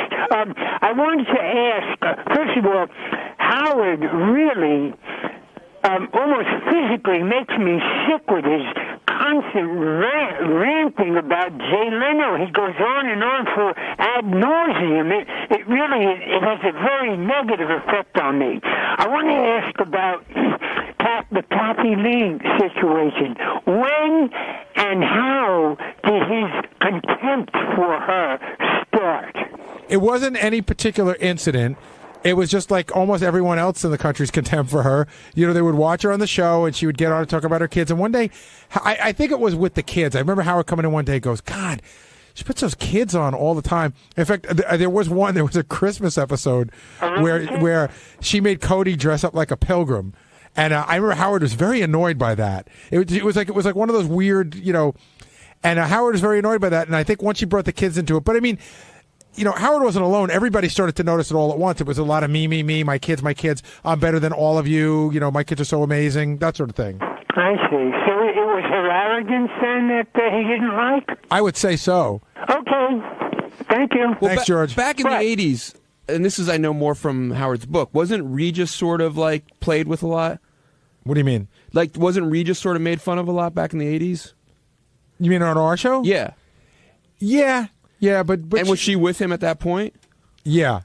Because I wonder if that sort of transferred from there. Like. No, it was more like you said, Howard wasn't alone in his contempt. I mean, the whole country sort of got behind it. And Howard also thought Kathy Lee was pretty hot, too. Yes. And I guess that would fuel the fire even more. It does. When you think a girl's hot and she's acting the way you don't like, it really pisses you off. On Tuesday's wrap-up show, Ralph called in to expand on the argument that started on the Stern show earlier between him and Gary. Basically, Ralph hates the fact that Gary goes around calling himself a gadget expert and doesn't think he knows anything about gadgets. Ralph claims to be the one who really knows his shit and should be the one booked on Geraldo. Or better yet, listen to Geek Time. It was Techno Beaver versus Techno Berry. Check it out.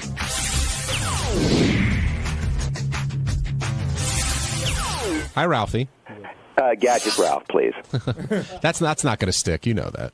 Oh yes, I've already. You can follow Gadget Ralph on Twitter, and I have the website. So I'm gonna roll with this. All right. Yeah, it's going to be a slow roll. So Ralph, what do you think? Gary, listen. I just thought it was. In all honesty, I think it's funny that you go there and. I'm not saying I'm an expert. I didn't go on Geraldo and said I'm a gadget expert or something like that. But it sort of annoys me when people the iPad thing in particular is I just think it's so dumb to talk about something and to nag out on it when it's not even out. It's like 2 months away. But Ralph, at this point, how could you of all people? How could you be upset about negging out? Can I just finish my point? Sure.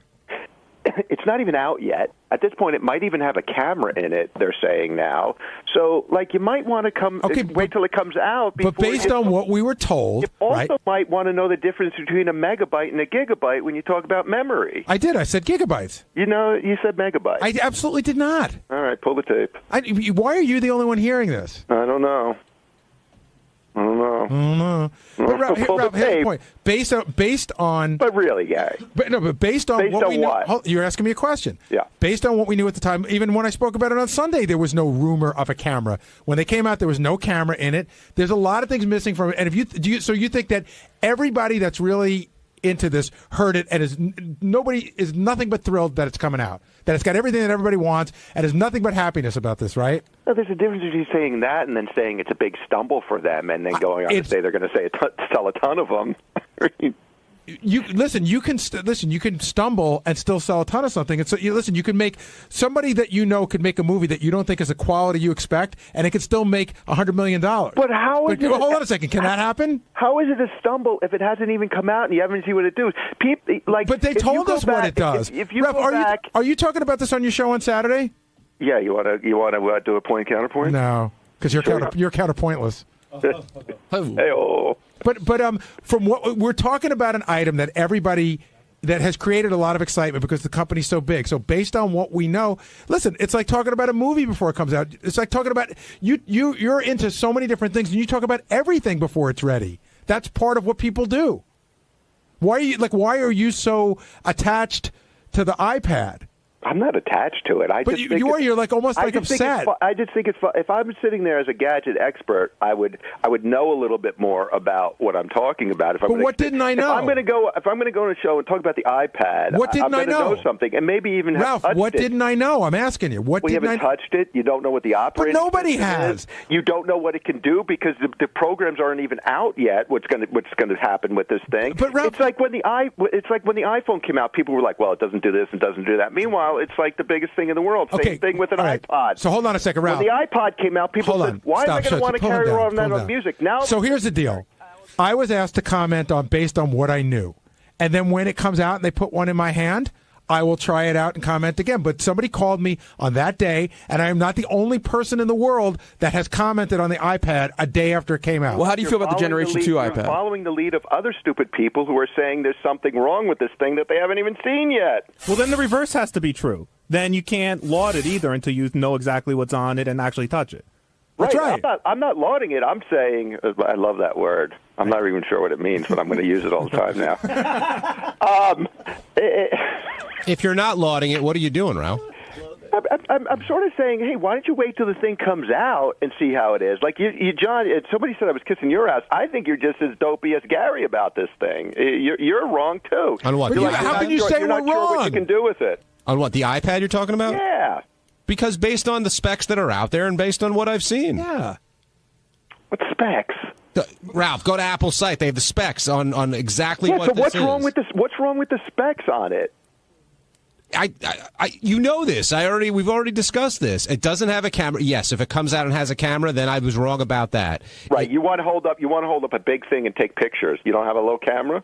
No, you do, but you want this to be sort of a be-all everything sort of gadget. I mean, there's a bunch of little things about it, and also what I said was Jack of all trades, master of nothing. Well, that sounds like you. This is a whole new market. You don't even know what it's going to do, and I'm basing on Apple's track record of everything they come out with is revolutionary. Ralph, name one thing. Okay, you want to get into this? Name one thing Apple's done that didn't work out that you think sucks. Anything. But since Steve Jobs came back? Yeah.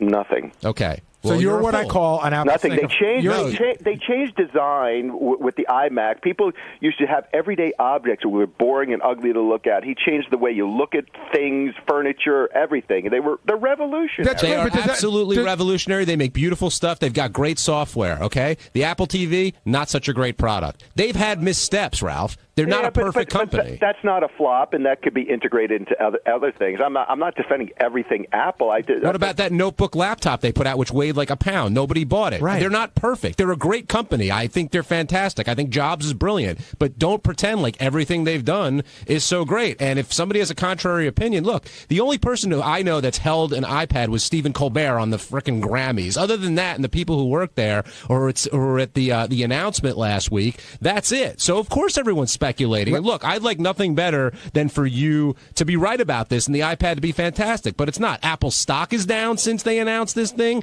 You can't claim it's... I know it's great. I hope it keeps going. I should shut up because I hope it keeps going down so I can buy more, and then when it comes out, and then you're all wrong, and it goes up to like $300. But Ralph, actually, one of my points was that because I'm not saying that Apple sucks and everything they do sucks. I own a MacBook, I own a Mac computer, I own an iPod, I own an iTouch. I mean, everything. I'm saying that this company has put themselves in a position where expectations are so high for the quality of something that this didn't hit what everybody wanted. So far from what we know, from what they have told us, the information they have given us. And let's get back to something that Gary said before, Ralph, when you weren't on the phone. He thinks that, among other things, you're jealous. Do you agree with that? I'm not. I'm really not. And I don't. What was the other thing you were saying, Gary? You wonder if I respect your job or something like that? Yeah. I wonder if sometimes you think it's like, oh, I could do that. No, I don't, and you have that set in your mind for years, like that I want your job or something. No. I didn't say you wanted my job. I'm saying you think that anybody could do my job. There's a big difference. Well, listen, I don't think you're the only one who can do your job, but I think you work hard. I don't think you don't deserve to be there or something. I don't look at you and go, oh, Gary's a fool, and why has he got a job? Or I don't really know what you're saying in that respect. Ralph, you've never spoken those words to me before. Oh. No, I think you do a great job. I mean, I know you're constantly on the phone with Howard. You're doing this. I know you work really hard at your job, or you wouldn't have that job. And I know it's demanding too. Well, sometimes I feel like you don't respect it. So now we got to. No, I respect your job. I don't respect you. Right. No, I'm kidding. By the way, I love you, Gary. I feel bad, but and I don't know if this gadget thing is something. I'm not trying to derail it. I mean, I don't know. Maybe you're trying to get something going. I just thought it was just something. I don't know. I just thought it was goofy. By the way, I got to tell a funny story about Ralph that I love. When he was talking to Jason before, and Jason used the word laud, he goes, I don't know what that means, to laud something. We had such a great moment. We were working on the CBS TV show. We were working with a producer that nobody was getting along with. And it was just getting, there were like lots of arguments and fights and everything. And we're all in this big room. And Ralph just says to the guy, like, it's bullshit, this and that. And the guy goes, I don't know why you have to be so contentious. And Ralph goes, I don't even know what that means, and I don't like it. Hey, it's Sal Governale, and on Wednesday's show, I was victorious in Win Sal's Money. I didn't even know I had money to give away. But anyway, the guys were saying that I should get a little more book smart, be more aware of history, but what's history going to do for me? Fuck history. Enjoy.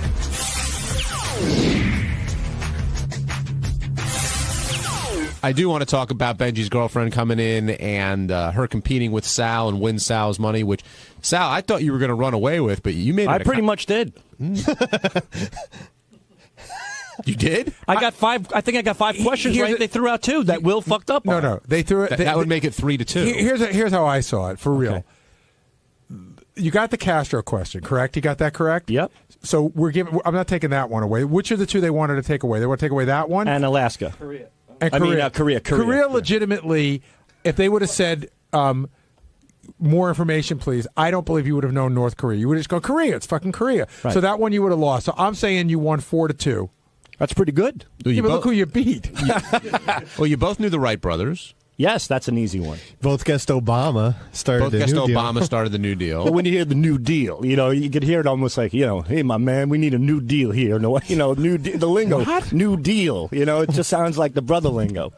When I'm not kidding you, I'm not being like so I'm not being like stereotypical, but I'm just saying. No, not at all. That's exactly what you're Hold on. That was your thought process? Like New Deal sounds like something Obama would say? Sounds like a little bit of a jive talk. Hey, listen, we're in the White House now. We need a new deal. A new deal's got to go down. Can I ask you a question? That's the only thing that came to mind. New deal. You're not making a joke. I'm not making it. I'm just saying the lingo kind of sounds like something Obama might say. He's a hip guy. I'm saying it in a hip sense, not in a black sense. Can I ask you a question? Obama's been president for over a year now. Have you ever heard him talk like that or have used lingo like that in a whole year? Like, what's another example of that kind of lingo or talk? He called Kanye West a jackass. That's pretty hip. I've never heard a president say, use foul language except for President Reagan when he said sons of bitches. I remember that.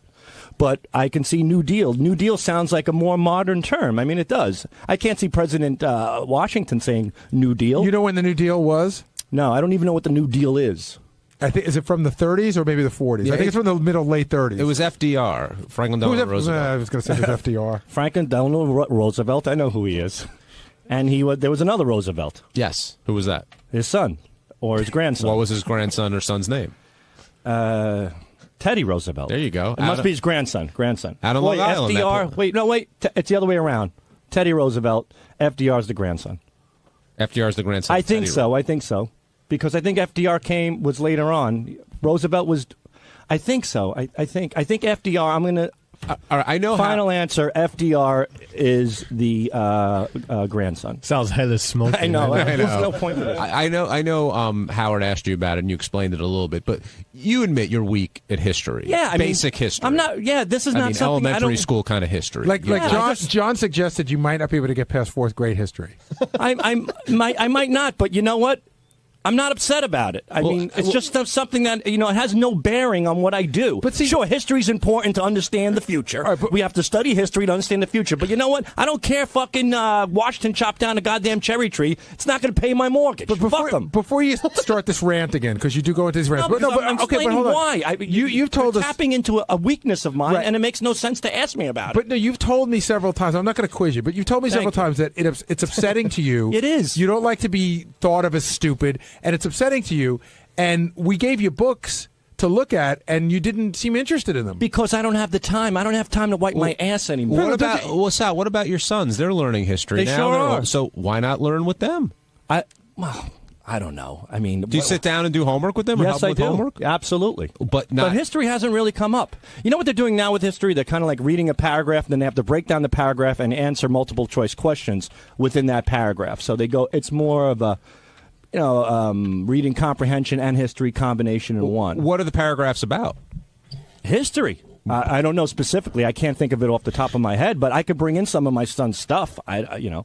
But yeah, I help my kids with the homework. I go on Google a lot, and there's a lot of shit I don't know about, like paradiddles. Not paradiddles. There was some math thing that I had no idea about. Paradigms. Paradiddle is a drumming thing. Yeah, it's a drum. I think these are paradigms. I believe. And what the fuck are you? 5th grade paradigms?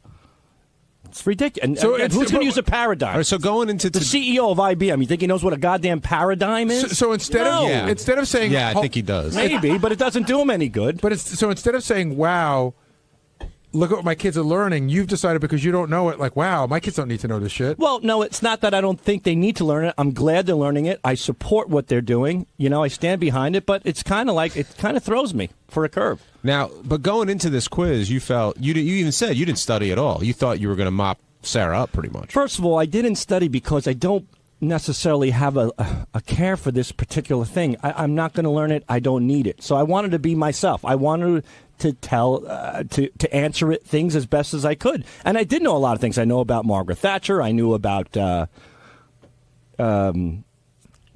what the other questions I got right. I can't even think of them now, but I knew a few things. Is it the more honest answer that you do care about it, but you just don't care enough about it to learn it, but Yes. you do care that you don't know it? That is because you try to push it off and go, I don't need to know. Who cares? I don't need it. But I think you do care, just not enough to learn it. I would love to know it. Right. I just really I haven't dedicated time to learn it, and there are other things in my life that are priorities. So that's primarily it. And Benjy, you prepped Sarah, it sounded like, for this. Well, I knew that there could be any 7 questions. So I went over like things in history with her. And Speaker of the House was a smart move. That could have come up. And some things that came up in the news. But I completely agree with Sal. I think he's a smart guy. We've talked about it online. I gave him a great quote. I think Einstein said, his paraphrase, that imagination is much more important than knowledge. So if knowledge isn't that important, why would you suggest to Sarah that she watch Chris Matthews to learn more? Oh, to get ready for this particular contest. Oh, so you didn't want her to do it because you wanted her to be smarter. You wanted her to be ready for this. No, I think she's a very intelligent person, and I think she has a. Well, I think she is, JD, and I don't. Maybe if you get to know Teddy laughed. Well, I know, but I'm talking to you because But I'm saying, would you continue to ask her to watch shows like that, or you don't really care? You just thought for the contest? It was just I thought it was a good prep for the contest. I suggested 3 things. We went over history. Mm-hmm. I said, read a newspaper every day, and watch Chris Matthews or some sort of news show, and we did some geography stuff online. Were you worried that Sal was going to blow her out, like beat her 7-0? No. I mean, I just wanted her to do really well, and she did. I mean, she did. Yeah. I'm sorry. Go ask the question again. I said, were you worried that Sal was going to blow her out 7-0 and embarrass her? I didn't think he would blow her out, but I wanted her to do well. I really wanted her to win. And so, do you think she did well, okay, or not so good? Well, I think she did well. That she came across great on the show. And she even told me, she was like, you know what, I just want to get 2 right. If I get 2 right, I'll feel really good about it. And so I think she had a fun time. So that, to me, is the most important part. Now, I thought during the whole segment, were very possessive of her and very protective of her. Yeah, I get like that, which sucks. I hate that. Looking back on that, I hate that I was doing that. Why? I mean, if you care about her... Because I do care about her, but I don't need to... It just comes across as really douchey. And I wish I, wouldn't have been like that. The weird thing I got out of today was up until Sarah came in today, in my mind I thought, like, okay, Benji's with her, but she's pretty cute and he's digging the sex and she and he likes her, but like there's no big deal. But I actually saw a deeper relationship that I thought Benjy was pulling my leg about. Did you see it? Yes. And I also saw, well, I think I saw a little bit of jealousy on your part when it came to Sal and her being into Sal. Probably, but that's also kind of more fun. I mean, I know she thinks Sal's a great guy, and she thinks he's a fun guy and everything. But I was kind of having more fun with that. I think it's funny. Who in this room wants their wife to touch Sal's dick? The fact that it was even up for discussion or for debate is funny to me. Yeah, where'd that come from, Sal? She has an obsession with my penis. But I think she thinks it's more funny. I mean, I think she is it's real funny when it's in her mouth. On Thursday's wrap-up show, all the talk was about the upcoming Super Bowl. Howard made a comment that he wants to watch the game alone and really doesn't understand why anyone would have a party or enjoy the game with other people. Well, Gary and Fred strongly disagreed, and it was a major debate. And naturally, we talked about it and had a good time with it. So here's what was said.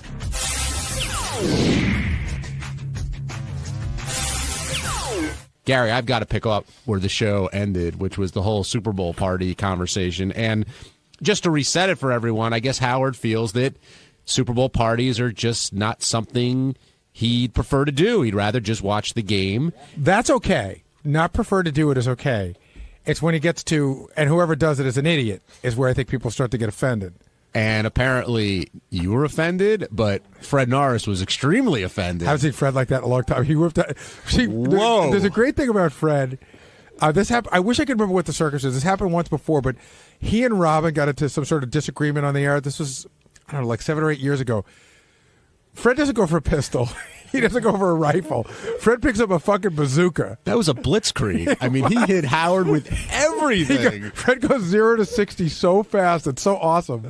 And I know Ralph called in and backed up Howard to the surprise of not a lot of people, and I think Levy had Howard's side too. But is it Bob Levy? Yeah, he called. That's in who that too. was. I heard the other guy call. But is it because Howard isn't invited to these types of things? Hasn't hung at them before? No. Isn't a sports fan? Where does it come from? Howard didn't grow up in that environment. He had friends when he grew up, but maybe they weren't all sports friends. His father wasn't really into sports, and if he was, I don't know that his father, this all comes from how you grow up. Your father, your uncles, your brothers, you sit around the TV, you watch football. When you get to be a teenager, you do it with your friends. When you go to college, you do it all with your friends. And I just don't think he's had that in his life. So I can understand why he doesn't see the value of it for him. But I mean, turn on the fucking TV. Every advertisement on TV for the last month is about whether you need beer or chicken wings or food or Tostitos or anything for the Super Bowl party. I mean, it's not like everyone's nuts. JD, are you a Super Bowl party kind of guy? Because you're a loner at times. Yeah, you know what? I have been, but it's not like a big thing for me. The past few years I've had to be in bed during the Super Bowl or I'm already at work. So I could see how it's. I know it's a big party day, though. There's only one thing that I would say about it. I went through this when the Jets were in the AFC Championship game. We talked about having a party that day, and I said, I don't want to have a party. I don't want to tend to people. I want to watch the game. So what I did is I had a bunch of guys over who were all Jet fans because that's a different environment than a party. Do you know what the difference is, John? Yes, I do. And John, let's tell everyone, John, how you watched the Super Bowl last year. Well, I'm sort of extreme when it comes to this, but I was in lockdown mode last year. My wife and my kids were the only people anywhere near me when it came to the Super Bowl because the Steelers were playing, and I wanted to watch the game, and I didn't want to entertain, and I didn't want to talk. I wanted to watch the game. But let me ask you a question. If you were living in Pittsburgh and your 4 best friends were Steelers fans, would you have had them over? Possibly. See, you don't have a bunch of any of the people who came over to watch the game with you are, if they're not hardcore Steeler fans, I understand why you wouldn't want them there. Yeah, but in general, when it comes to this, I do on Super Bowl Sunday, being a big football fan, I want to watch the game, and I don't like getting distracted with small talk and whatever else, and hearing something. Oh, the Saints are the team in the brown jersey. Like, I don't have patience. Yeah, for those that. people aren't allowed in the room. Well, but you have a great situation because you have a room where it's all game, and then the rest of the house you could be whatever else. But Howard seemed almost to give that as a reason afterwards because he wanted to pay attention to the game. it seemed like at first it was about, do you want to hang out with people in your house? Not about whether is this the best watching experience if you want to pay a lot of attention to detail. Listen, here's the bottom line. Howard's just not that interested. He's more he's more interested in football now than he was like 10 years ago. He seems to have, acquired some passion for the game. But it's not like if Howard missed the Super Bowl, I don't think it would be upsetting to him. He'd be like, I don't know, if his car broke down or something, he couldn't watch it.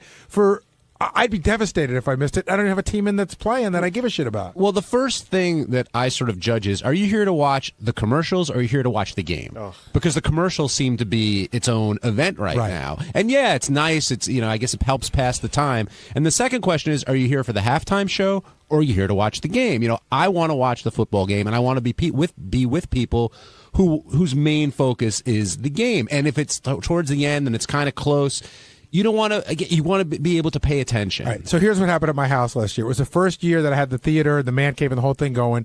Had a house full of people, lots of kids, some of Lucas's friends, some of Jackson's friends, families we knew. There's the man cave and there's the theater. So the hardcore fans were in the theater, right? Watch the game. Yeah, we were watching the commercials. Springsteen at halftime, everybody piled in. And it was great. It was almost like watching a concert. He was great. It was the right person to watch that way. Then everybody left. Then it got to be around 9:30. And people who didn't give a shit about sports went home, including some spouses, meaning some of the wives went home with the younger kids and some of the guys stayed because it was a really close game last year. And I remember looking around, and it was a wonderful experience for me. Everybody that was left at the end of the game were hardcore fans. Yeah, the last two Super Bowls, too, have been extremely tight. Probably the two of the best ever, which came down to the last minute in both cases. Right. So if it's a blowout kind of game, then I'm more like, all right, whatever. But if it's a close game, I want to watch it. We got a ton of calls on this. Let's talk to Barry in Pennsylvania. Barry, you're on the wrap-up show. Well, good morning. Thanks. I love your show. It's really terrific. Question for you, though. As a listener, you get to hear Howard's emotions maybe more than you do in the studio. How do you take it? Do the guys take it personally when he says he really doesn't want to be with you or go to your house? I think Fred takes it the most personally. I used to take it personally, and then I get that sometimes he's pushing a button. But he's managed to push Fred's button the hardest out of all of us. I know, but you take a lot of ribbing, and you're a hell of a guy for doing it. But the other thing too is, like, if Howard just says he doesn't want to hang around with me, I'm like, hey, I'd love to have you, but I got a whole bunch of other people that are more than grateful, happy to hang around. But, Gary, over the past few years, you've gotten a lot more closer to Howard socially, outside, that kind of thing. Whereas I don't know if he and Fred have that type of relationship. And I don't all. either. And that's sort of the interesting part, that we've been together for 25 years, and we don't even know who's got what relationship. Like, if Fred goes over there to his house, I don't know. Once I remember Howard saying something about he went to Fred's apartment. And that was like a surprising thing for him to say. Like, I don't imagine Howard just going and Fred say, hey, let's hang out for the day. But do you agree with Gary that Fred takes it the most personally when Howard talks about not wanting to hang or be with anybody from the show? Yeah, he does seem to like get upset about it. Like, whereas I think a lot of people are just like, it's just another joke. Actually, the man of the hour just walked in. If anybody takes it personally, Fred, when Howard says he doesn't want to hang with you, he doesn't want to be with you socially, and Gary said you probably take it the most personally of anybody here. Quite honestly, I don't make make a liar out of Gary this morning. No, I don't.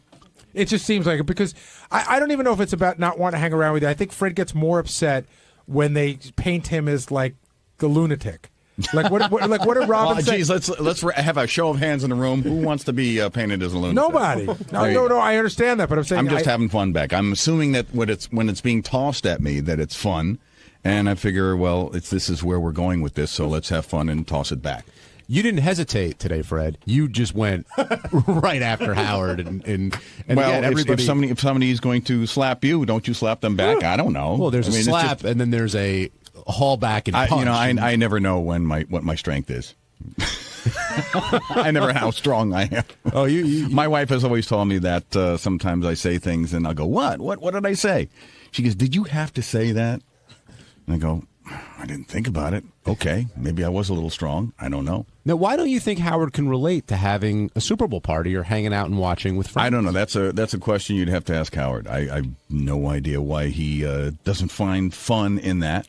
And there's a lot of things that other people do that I don't necessarily find fun, and I don't really find fault with him for that. I really don't. Now, when you're do you want to watch the game, or are you okay with sort of being social and hanging with people, or does it matter who's playing? Well, you know what it is? It has two different dynamics. If it's like New York teams that are in it or a New York team is in it, obviously you're a lot more excited. You want to kind of like, talk about the game or whatever, and, you just root for your team. It's like team spirit or whatever. If it's two teams that I really don't have a lot of feeling for, then, it's like, okay, I'll watch the game. To me, it's like, if the Yankees are in the World Series, I'm all there. If it's two other teams I don't really give a shit about, I'll watch it, but I'm not as emotionally involved. All right, let's go back to the phones. We'll talk to Ryan in Ohio. Ryan, you're on the wrap-up show. Hey, how you guys doing today? Good, Ryan. How are you? I'm having a good time. I just was calling about Howard and Super Bowl Barry, Ralph. Howard seems to think that anything that guys do normally is not right, and that him going to the shrink, or he's probably going to get his nails done during the game. But yeah, it all seems like regular guy stuff is not Howard's gig. But you're not as much of a man as he is because you can't run 27 miles. What do you guys think about that? That's quite a postulation. Yeah. I don't think it's just like a guy thing. This goes back to the DePace Gary argument the other day. It's like, why would you do something that I wouldn't do? With a lot of our show arguments. Like, why would you do something I'm not into that? Why would you be into that? Yeah, again, I was with Howard up until the part where he said, well, it's not for me, but anybody else who does is a moron.